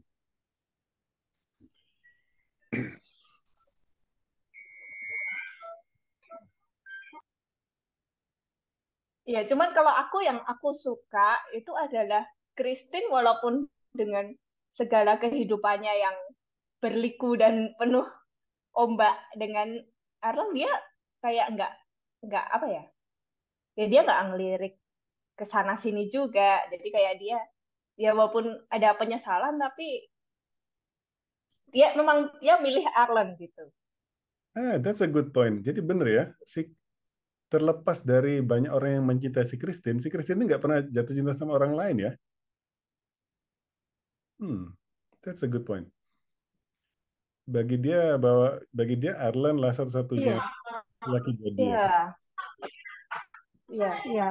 Ya, Dan dia ya, kekeh dengan prinsipnya kesetiaan itu kan. Ada adegan yang dia diajak tidur di ya, itu, terus iya kan? Tapi dia tetap ya, kekeh ya, dan pergi kan, meninggalkan laki-laki yang menggodanya ya, itu. Ya. ya, ya. Dan ketika dari pertengkaran segala macam ini, segalanya langsung berubah jadi manis ketika berkali-kali ngunjungin Arlen di tempat dia ditawan itu kan. Jadi di saat-saat yang cuman beberapa saat itu dia harus memanfaatkan, menunjukkan cintanya gitu. Menurut aku, menurut aku sih bagus sih gambarinnya. Eh, Ya. Mungkin setuju lama-lama tagline-nya Moy bahwa buku ini cocok buat para bucin. Biar melihat kenyataan lah tapi. Hmm, Sinetron banget ya. sinetron banget. Sinetron tapi karakternya Ya. fully developed, satu, Ya. nggak datar-datar aja. Hmm, Betul, betul. Kalau tadi iya. Yana nanyain aku karakter mana yang paling disukai, sekarang aku tanya balik deh. Di sini dari semua ini buku satu dan buku dua, karakter siapa yang paling berkesan buat Fiona? Kalau aku paling sukanya Lawrence. Oke? Ya, karena kayak kayak paling ya di antara semua itu tuh dia sebagai kayak apa ya? Tambatan gitu untuk membuat ceritanya tidak full chaos gitu. Iya, iya, iya, iya. Iya. Rasanya gitu sih. Ideal banget, laki-laki yang Mm. ideal, sukses secara rumah tangga, sukses secara publik, dia kan juga yang Ya, membawa delegasi orang-orang itu kan. ya. Apakah dia nggak terlalu perfect, Fiona? Kan dia punya kekurangan juga walaupun hanya sedikit ya, tapi dia juga. Nah, itu salah satunya kenapa ya ini bukunya sangat manusiawi itu. Kayak Tapi kayak nggak 100%. aku kejar ya, tapi kekurangannya Hmm? itu bukan pilihan dia gitu loh. Kalau kalau yang Ya, lain, ya, betul, betul. kekurangannya adalah pilihan mereka. Tetapi Ya, ya. kalau La France ini kekurangannya adalah dia kayaknya nasib gitu loh. Dia mendapatkan istri Rangfri yang pernah mengalami trauma di masa lalu sehingga Ya, menimbulkan efek dalam hubungannya. Tapi aku setuju sih. La France itu jangkarnya Christine karena apa-apa dia selalu mengarah ke bapaknya itu kan. Namanya juga Daddy's Girl. ya. Iya, iya. Kalau kamu lihat gimana lihat?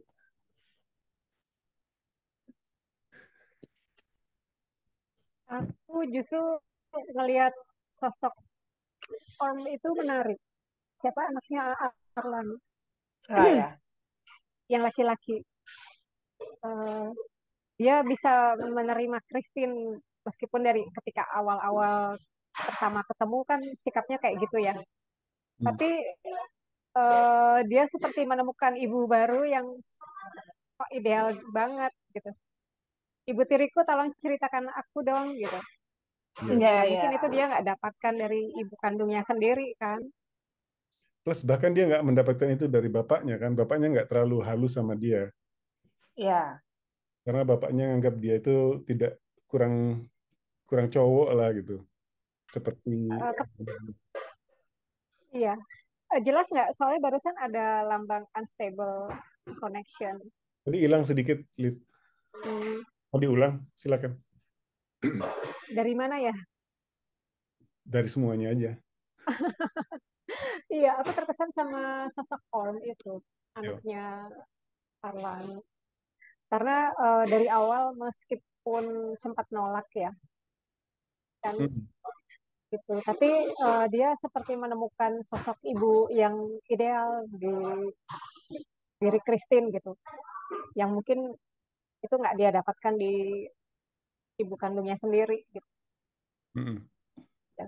Ya mungkin karena aku ibu ya, udah jadi ibu terus kedekatanku sama anak aku laki-laki Fiona satu dan itu Hmm. ya seperti itu memang kami selalu berdua kan anak Oh, jadi anakku mengantar aku kemana-mana gitu apalagi kalau suamiku lagi nggak ada ya kurang lebih kayak gitu makanya aku sempat sedih juga waktu digambarkan dia meninggal aduh itu anak meninggal gitu kan. iya. Meninggalnya pun saat Christine sedang tidak sadar kan. Si Christine Iya, Iya, iya. anak keberapa? iya, iya. Iya. Dan Christine memang digambarkan juga sayang banget kan sama anak Betul, betul. tirinya ini Hmm. gitu.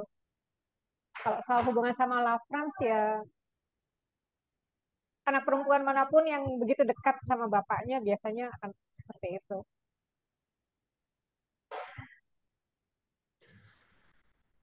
Walaupun di waktu dia meninggal itu, Lavrans meninggal maksudnya, si Christine sedang hamil juga kan. Jadi dia nggak Hmm. bisa atau nggak boleh sama bapaknya untuk ngurusin capek-capek ngurusin gitu kan. Ya, dan senang Iya. ketika dapat kesempatan untuk membacakan buku kan. Iya, iya. Ya, Oh karena iya, itu satu hal yang menarik ya sebenarnya bahwa Christine itu bisa baca. Gak maksudnya kan waktu inget gak yang tuh dia ketemu si Gunuf pertama kali, eh, mhm, waktu mereka mau main papan board ya, game atau main yang lain, Oh, Christine iya. bisa semuanya. Dia cuma bisa baca gitu kan. mhm, Terus dia dianggap, wah hebat sekali kamu udah bisa baca umur segini. Oh, aku udah bisa baca dari kecil. mhm, Itu menunjukkan didikan Lafranso kayak gitu. Nggak banyak ya, main game, tapi diajarin baca. mhm, ya. Dan eh, keahlian kemampuan itu bertambah sewaktu Christine tinggal di biara ya. Mm-mm. Iya, iya, iya. Oh iya, ada adegan yang aku lupa ingat gitu ya, meninggalnya Nyonya Oshil dan suaminya Bjorn. Oh iya, itu ya, Itu tragis juga kan. mhm. Jadi Iya, kan, karena aku suka banget sama karakter Osil ini. iya. Aku yang senangnya buku ini tuh adegan-adegan kecil itu diselipin gitu aja. Terus Iya. kamu digedor gitu, oh dia meninggal begini gitu kan. Habis itu siapa yang ketemu dia waktu lagi jalan sama itu loh, aku lupa lagi. Well anyway, banyak kan. Kebanyakan ya, kebanyakan detail yang kepingin kita ceritakan sebetulnya. Mm. Di saat-saat genting waktu dia harus menyembunyikan surat terus anaknya yang disuruh kirim itu juga seru menurut aku. Mm-mm, mm-mm. Nah Iya, itu waktu iya. di teaternya nggak ada Wan. Nggak ada, nggak se Hmm, nggak se Oh, detail. bagus di buku. Buku lebih bagus. Hmm, Ya, di situ tuh langsung dia ditangkap aja, tapi adegan penyiksaannya yang diliatin.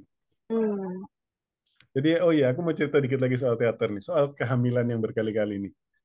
Jadi hmm. Kalau yang pertama kan elaborate sampai 10 menit itu adegan kelahirannya sampai jadi kan. Habis itu Christine kan berdarah-darah nih, merah semua. Karena Hmm. harus berlanjut, ada ember, ada kayak kayak kaleng, kayak drum gitu besar. Jadi dia harus menyuci badannya kan, supaya dia melanjutkan berikutnya. Jadi begitu dialognya ke arah yang lain, si Christine ini masuk ke dalam drum itu, Aha. ke bajunya dia celupin, habis itu dia bersihin, dan kita ngelihat semua itu, walaupun itu nggak di kamera, tetapi kalau kita nggak milih ngelihat layar, kita akan ngelihat Christine itu ngapain. Nah, sudah berkali-kali gitu, aku pikir ini bagian dari cerita atau enggak, ternyata itu bagian dari penampilannya. Jadi dia harus bersihin badannya kan. Hmm. Nah, begitu anaknya yang lain-lain itu makin cepat aja adegannya paling cuma 2 detik aja, cuma dia teriak ngek, weh, habis itu dibuang lagi, habis itu dia langsung masuk ke drum itu, bersihin badannya lagi, habis itu lanjut ceritanya. Nah, ini satu lagi yang lucu, mungkin kejadian itu cuma satu kali aja. Di jam ke-8, jadi acara maraton itu kan 9 jam. Si Christine ini lupa sama dialognya. Jadi dia lagi diambilin sama salah satu aktornya itu, diambilin skripnya, jadi dia baca nih. Sambil dia baca itu, dia berakting. Yang aku lihat bahwa semua orang yang ngobrol sama dia itu komitmennya masih 100%. Ini sedang acting. Jadi si Chris ini dengerin, oh dia ngomong ini. Duduk. Habis itu dia jawab, dia baca. Habis itu dia dengerin lagi. Sampai dia begitu ingat, ikut lagi. Habis itu dia mulai lanjut. The show must go on, itu yang aku agak kaget. Improvisasinya bagus ya. Iya. Bayangin 9 jam dan eh, itu nggak cuma satu kali pertunjukan aja. Yang 9 jam itu setiap Sabtu, tapi yang setiap Selasa, Kamis sama Senin, Rebu, Jumat itu 3 jam. Jadi yang bagian satu, bagian dua, bagian tiga. Dan itu dilakukan sejak bulan Juli sampai akhir Desember. Bayangin Hmm. stamina aktornya itu. Hmm. Staminanya itu keren. Iya. Entah habis itu mereka tidur berapa hari. Gitu nggak ngerti aku. Jadi ketika ketika pertunjukan sudah selesai, standing ovation kan. Hmm. Teater itu teater studio yang besar, penuh itu. Walaupun waktu di dalam gedung itu aku kelihatan lebih muda, karena rata-rata pengunjungnya jauh lebih tua. Dan aku satu-satunya orang yang kepala hitam, karena Hmm. ya nggak banyak sih imigran yang baca Christine La France Daughter kan. Hmm. Terus aku ditanya sama nenek-nenek di sebelahku, "Eh, do you speak Norse? Kamu bisa ngerti semuanya? Oh iya, kamu udah baca? Iya, saya kebetulan nerjemahin." Nah, itu langsung jadi kayak apa namanya, icebreaker. Jadi aku bisa ngomong sama nenek-nenek, Iya. berusaha langsung tampak bangga dan ngomongin macam-macam gitu. Saya dulu ya, saya itu bener-bener sebel sama Christine Lavrazater kan dipaksa baca ini waktu sekolah. Saya udah Oh, bosen banget gitu. Tapi melihat pertunjukan ini rasanya seger banget gitu. Nah, sentimen yang sama kayaknya di-share oleh seluruh eh, penonton. Jadi ketika udah selesai itu standing ovation berkali-kali kan. Si aktornya berjajar terus membubuhkan badan. Terus kita masih tepuk tangan terus, dia balik lagi membubuhkan badan lagi. Akhirnya sesudah melakukan itu berkali-kali si Christine bilang, "Come on, saya udah 9 jam nih, pulang deh, saya tidur." Iya, iya, Christine lebor banget deh, lucu ngeliatnya. iya. Jadi ini Wan, aku tuh kan eh, sedang baca bukunya Marah Rusli Hmm. yang bukan jodoh itu. Eh, memang jodoh, memang jodoh. Dan itu ditulis dalam bahasa dia benar-benar pada saat dia menuliskan memang jodoh itu. Itu tahun saat Siti Nurbaya ditulis lah kira-kira.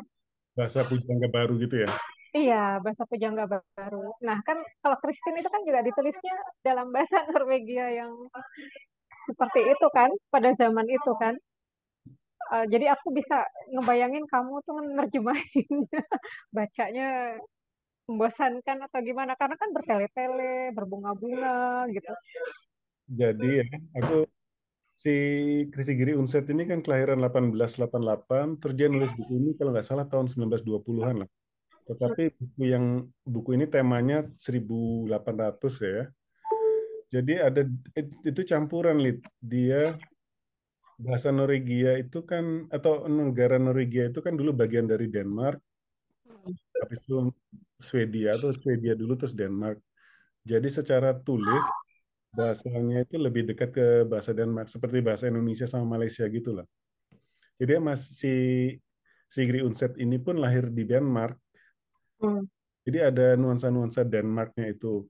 Hmm. Eh, terus dia nggak membuat bahasa ini seperti 1800-an sih, tapi dia membuat bahasa ini seperti 1900-an yang masih dekat-dekat Denmark. Plus dia ini inventif banget, banyak kata-kata yang dia buat sendiri. Karena dia, Hmm. kalau nggak salah ahli semiotik atau apa gitu loh. Jadi dia Hmm. menemukan sendiri gitu. Ya, ya. Eh, Mungkin itu yang bikin dia dapat Nobel ya, Bisa jadi, tapi menurut karena secara tema sih. karena ada penciptaan kata-kata baru gitu kan. Iya, bisa jadi, bisa jadi. Ini memang salah satu buku tersulit yang aku terjemahin, tetapi juga buku yang paling memuaskan saat sudah jadi gitu. Hmm. Bacanya cukup 5 hari. Terjemahinnya setahun, bacanya cuma 5 hari. Iya, yang pertama 3 hari, yang ini kedua 5 hari. Iya, syukurlah kalau begitu ya. Kalau bacanya sampai setahun itu namanya aku gagal. Ya, aku juga setahun itu juga gara-gara di sela-sela kan ya, nggak 100%. Aku, Iya. aku penasaran sama Fiona nih. Kalau menganggap buku Kristen ini buku yang tidak biasa dibaca, biasanya baca buku apa, Fiona? Kalau aku sih bacaannya relatif ringan lah ya, fiksi gitu. Atau ya kalau enggak malah sekalian cerita anak yang ya macam Pak Enid Blyton. Oh, ini Blind tuh. Terus ya ya ya kemarin aku udah nonton tuh yang Kak Lita sama Kak Irwan tuh. Iya, itu wah kalau ngomongin penerjemahan di situ bisa seru ya, Lid ya. Iya. Karena penerjemahan Enid Blyton itu siapa? Agus Setiadi. Setiadi itu khas dan benar-benar mengindonesiakan buku itu gitu. Mm-mm. Mm-mm. Iya, kita sempat bahas sedikit ya di podcast itu ya. Melihat ada elemen-elemen yang disensor juga Hmm. bisa disesuaikan dengan kultur. Itu bisa jadi topik perdebatan sendiri sih, terpisah sih. Apakah Iya. penerjemah itu berhak menyensor kultur atau enggak gitu. Ya.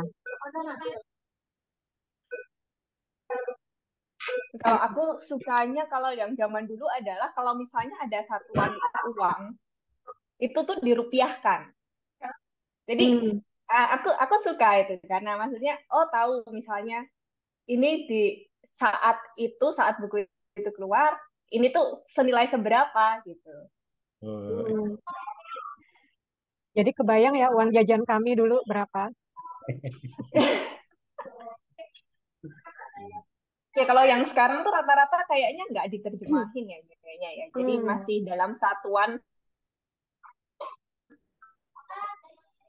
Jadi misalnya dolar ya kayaknya tetap dolar. Kalau yang dulu kan diterjemahin. Jadi kayak kayak lebih apa ya?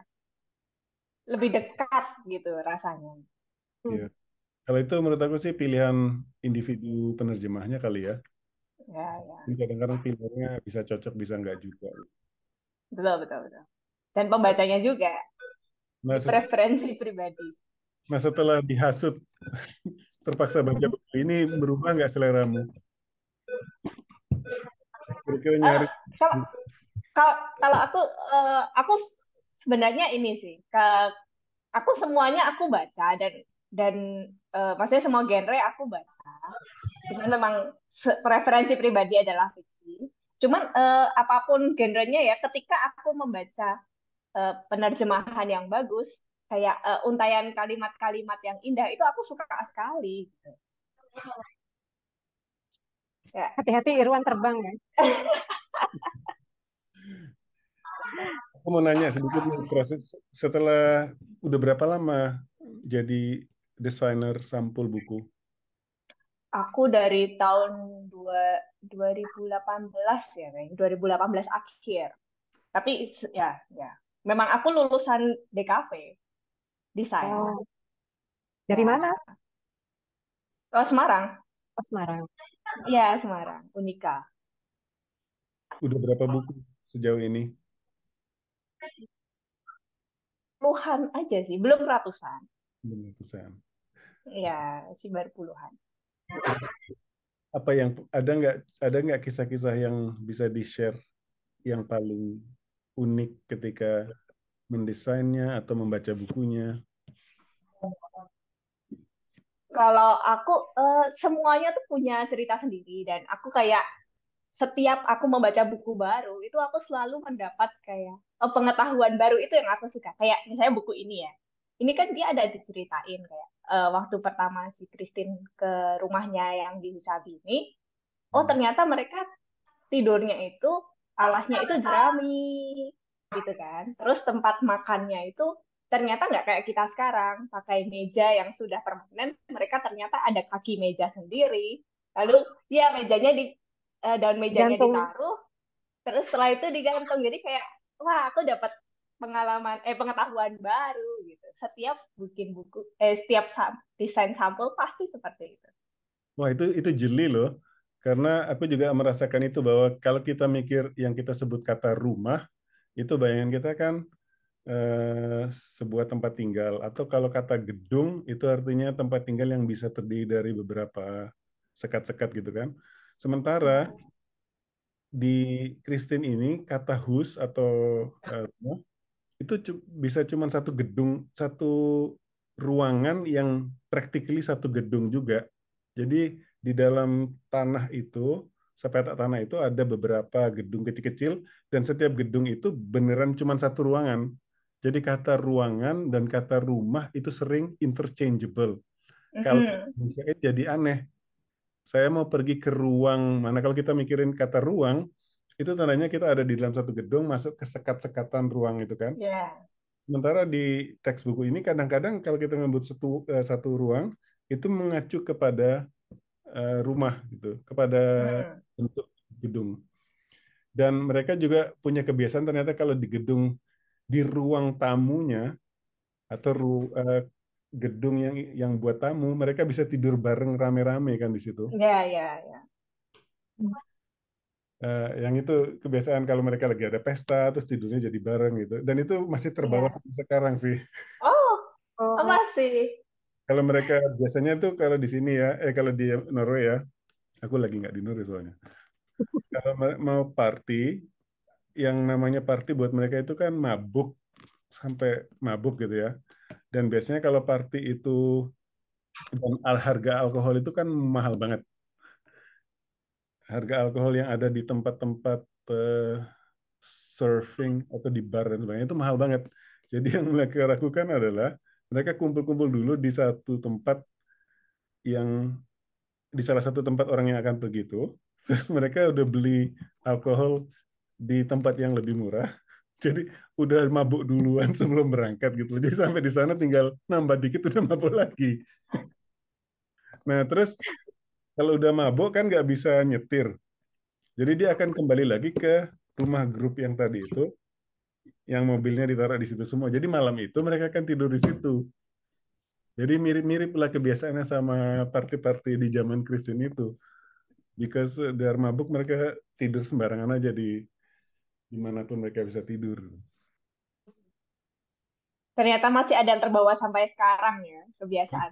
Masih, iya. Itu masih. budaya ya, kebiasaan yang kayaknya susah hilang ya. Menurut aku sih orang Nur itu selalu dibilang, nanti aku tunjukin ya ada Instagram yang bagus. Jadi dia bikin mocking orang Nore. Dia orang Nore juga gitu loh. Terus orang itu kedengar biasanya tuh terkesan dingin, nggak bisa ngungkapin perasaan dan sebagainya. Dan caranya untuk menjadi sociable, sosial rubrikannya itu alkohol. Jadi Hmm. dengan alkohol itulah kamu jadi ngomong banyak, jadi kelihatannya hangat dan sebagainya. Bukan karena misalnya kita pernah bilang bukan karena dingin ya, terus minum Ya. alkohol karena nggak juga sih. Dan itu sampai sekarang.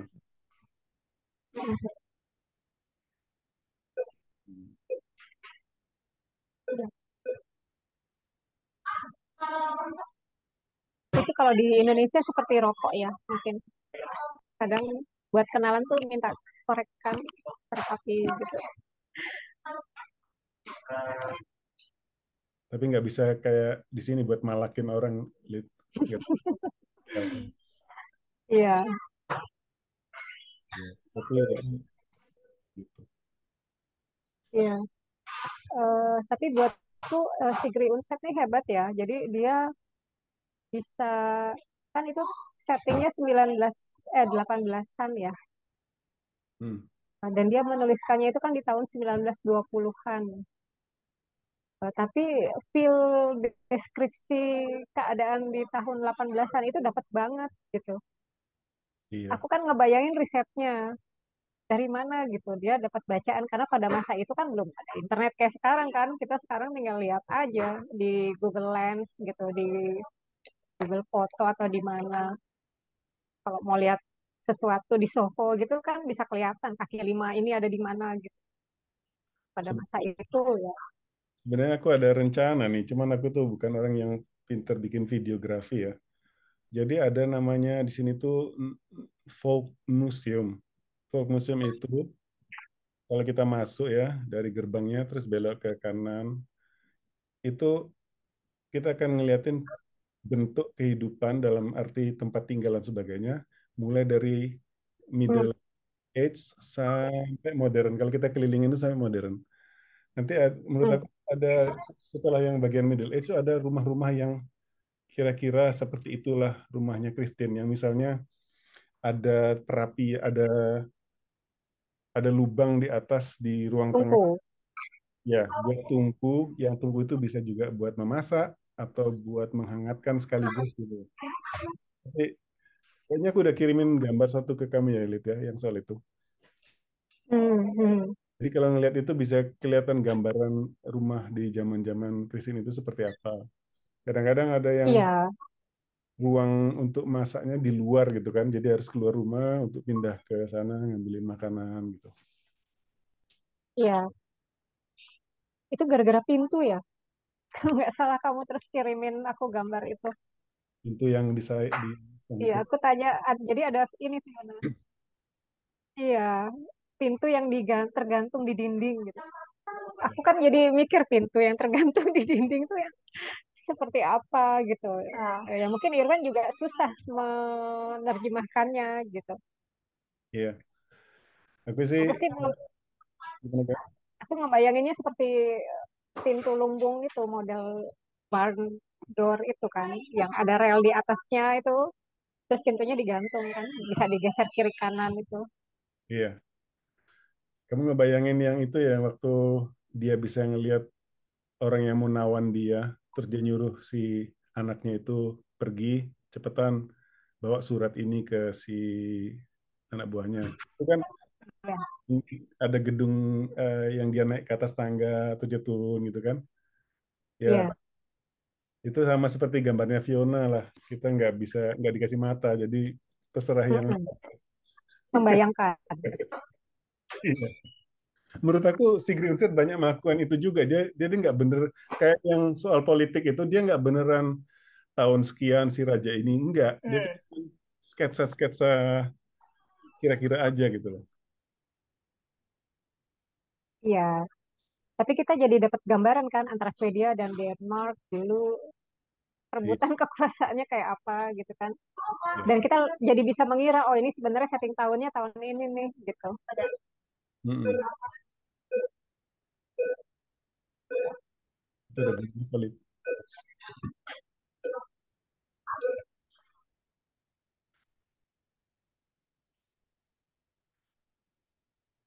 Lita kayak ada bunyi bom yang mau meledak ya. Kenapa? Ada bunyi apa? Tit tadi itu. Oh, mesin kasir kayaknya. Aku nggak lihat. Ini cukup ngumpet, jadi aku nggak kelihatan dari lalu lalang orang Iya, dan keluar latar masuk. belakangnya bagus, Lit. Jadi kayak ada Ini iya.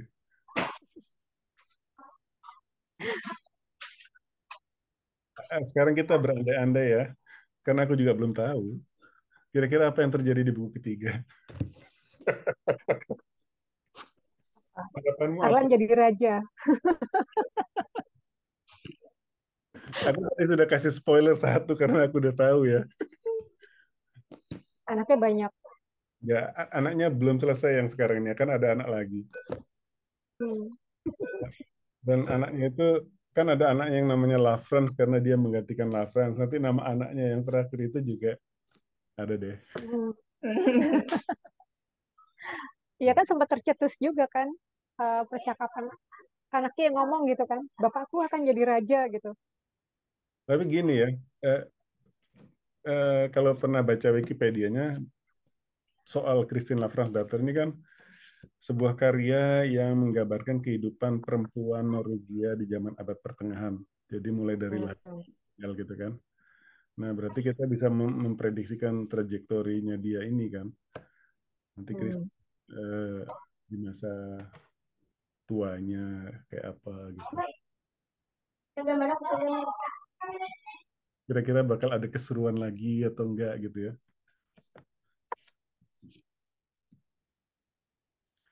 Dan kalau ada Ya keseruan, penasaran, ya penasaran akhirnya itu seperti apa. Ini kan ceritanya satu rangkaian hidupnya Christina. Dia di akhir hidupnya itu seperti apa itu kayaknya seru untuk ditunggu. iya, mari kita tunggu bersama-sama. Setahun lagi Fiona. Jadi kalau Irwan cepat juga nerjemahinnya.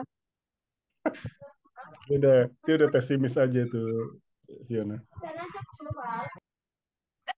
Nanti bikin bikin covernya cuma 2 minggu, selesai. Bacanya 5 hari. Ini beneran kayak orang masak ya, kayak masak rendang ya. Masak rendang itu berjam-jam, nanti makannya sebentar. Iya, masak rendang berjam-jam ya, makanya 10 menit selesai. Mm. Tapi yang masak rendang seneng kok. Dan proses Karena itu cepat kan, habis. proses lama itu yang bikin jadi akhirnya enak untuk dinikmati. Setuju. Iya. Jadi kalau kita mungkin bentar lagi kita akhiri acara ini. Kesan paling membekas di buku kedua ini apa ya kira-kira? Oh, siapa dulu?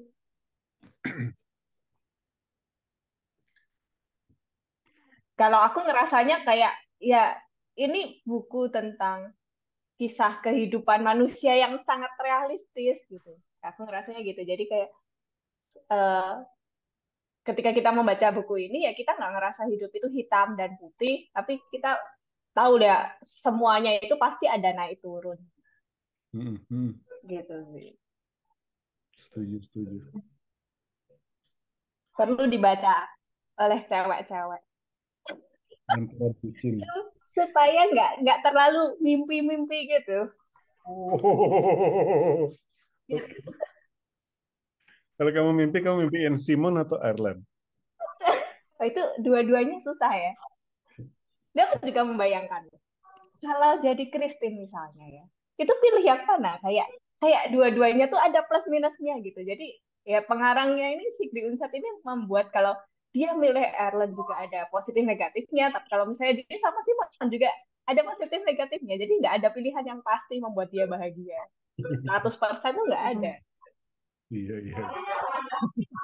Itu menariknya emang. Iya, Kamu gimana, Lid? kalau aku balik lagi ke buku satu sih sama kesannya nggak ada hitam putih itu. Jadi tiap karakter punya posisinya masing-masing juga. Jadi bukan sekadar karakter tempelan gitu. Hmm. Dan ya nggak sempurna. Ada yang ya ada kurangnya, ada lebihnya gitu. Dan buatku Christine ini perjalanannya dia tabah aja, meskipun kalau kita bandingkan dengan Joan d'Arc gitu kan, ya nggak sedrastis itu juga hidupnya, tetapi ternyata di rumah pun gitu, di keluarga pun dia bisa punya kehidupan yang jungkir balik juga kayak gitu dengan masalahnya sendiri. Mm-mm. Iya. Dan yang menarik di buku ini adalah masalah internal, mikro, word, dan masalah makronya jadi berkelit-berkelindan gitu kan. Ya.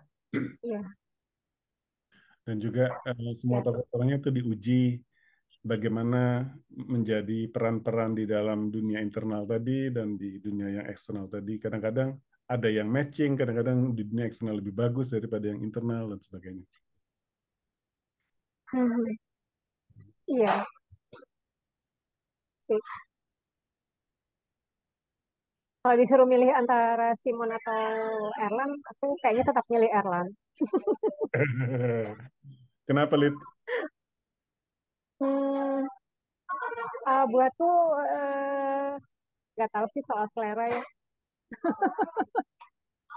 Kamu berarti lebih Eh, mengikutkan kata hati ya dibandingin iya, ini. meskipun sembrono ya, Hmm, meskipun dia sembrono gitu, tetapi ya serunya di situ.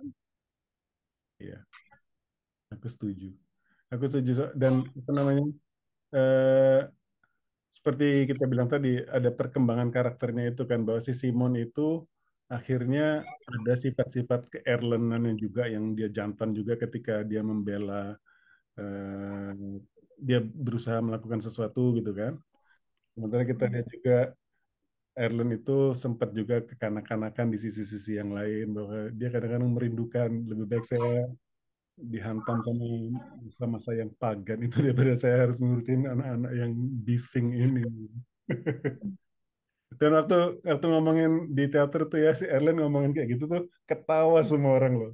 Karena dia bilang, "Oh, anak lagi gitu." Dan tokoh Erlennya lebih lebih lebih selengean daripada yang digambarin di buku ini. Hmm. Itu, Iya, ya aku ngebayangin itu. Kalau ada laki-laki ngomong kayak gitu tuh aku akan ketawa. iya dan dia ngomongin gitu kan, dia nggak berusaha merepres kalimat itu karena secara normatif harusnya laki-laki nggak ngomong kayak gitu kan. Dia ngikutin aja. Hmm. Iya. Iya. Alright. Kayaknya kita udah bisa membahas kemana-mana nih. Aku senang banget bisa dengerin perspektif lain dari seorang desainer karena itu Iya. jadi perkaya bahwa karya buku itu ada banyak hal sih di dalam buku fisik itu tidak sekedar teks, editing, semuanya ternyata we can judge a book from the cover still. Hmm. Terima Iya. kasih. Menurut aku sering-sering lah kita ngobrol kayak gini antara aspek-aspek dunia perbukuan yang berbeda-beda. Aku sedang berusaha menyeret editorku, tapi dia tetap belum mau. Mungkin suatu. Ya. Any last saying sebelum kita selesai? Hmm. Semoga kita kita janjian aja ya nanti akhir tahun depan mudah-mudahan sudah bisa bikin episode berikutnya. Iya. Aku berharap begitu. Tahun depan ada buku ketiganya dan kita obrolin lagi. No pressure ya, no pressure. Sama No pressure, Wan. Kayak Irwan ketar-ketir nih. Aduh, aduh. Tahun lalu dia begitu soalnya Fiona. Aduh, harus cepat selesai. ya, ini seperti kalau aku pernah tahu cerita Ocean nggak? Yang serial TV RI zaman dulu itu kan. Aku kayaknya yang aku ingat dari adegan Ocean itu waktu ketika dia melahirkan, habis itu dia marah-marah, aku nggak mau lagi melahirkan gitu kan, aku nggak mau lagi melahirkan. Akhirnya dia melahirkan lagi kan berikutnya. Nah, itu mungkin perasaan yang sama ketika nerjemahin itu. Ketika di tengah-tengah itu berat-beratnya, aduh udah di kapok nih terakhir. Tapi begitu udah selesai, oh, lagi yuk, kapok Lombok. Ya, Ya, Itu kalau kayak orang kepedesan tapi masih nambah lagi ya. ya betul. Iya deh. Terima kasih banyak Fiona dan Lita. Kita ngobrol-ngobrol di sini. Semoga kita Sama-sama. ngobrol lagi kapan-kapan. Terima kasih. Sampai ketemu lagi. Bye.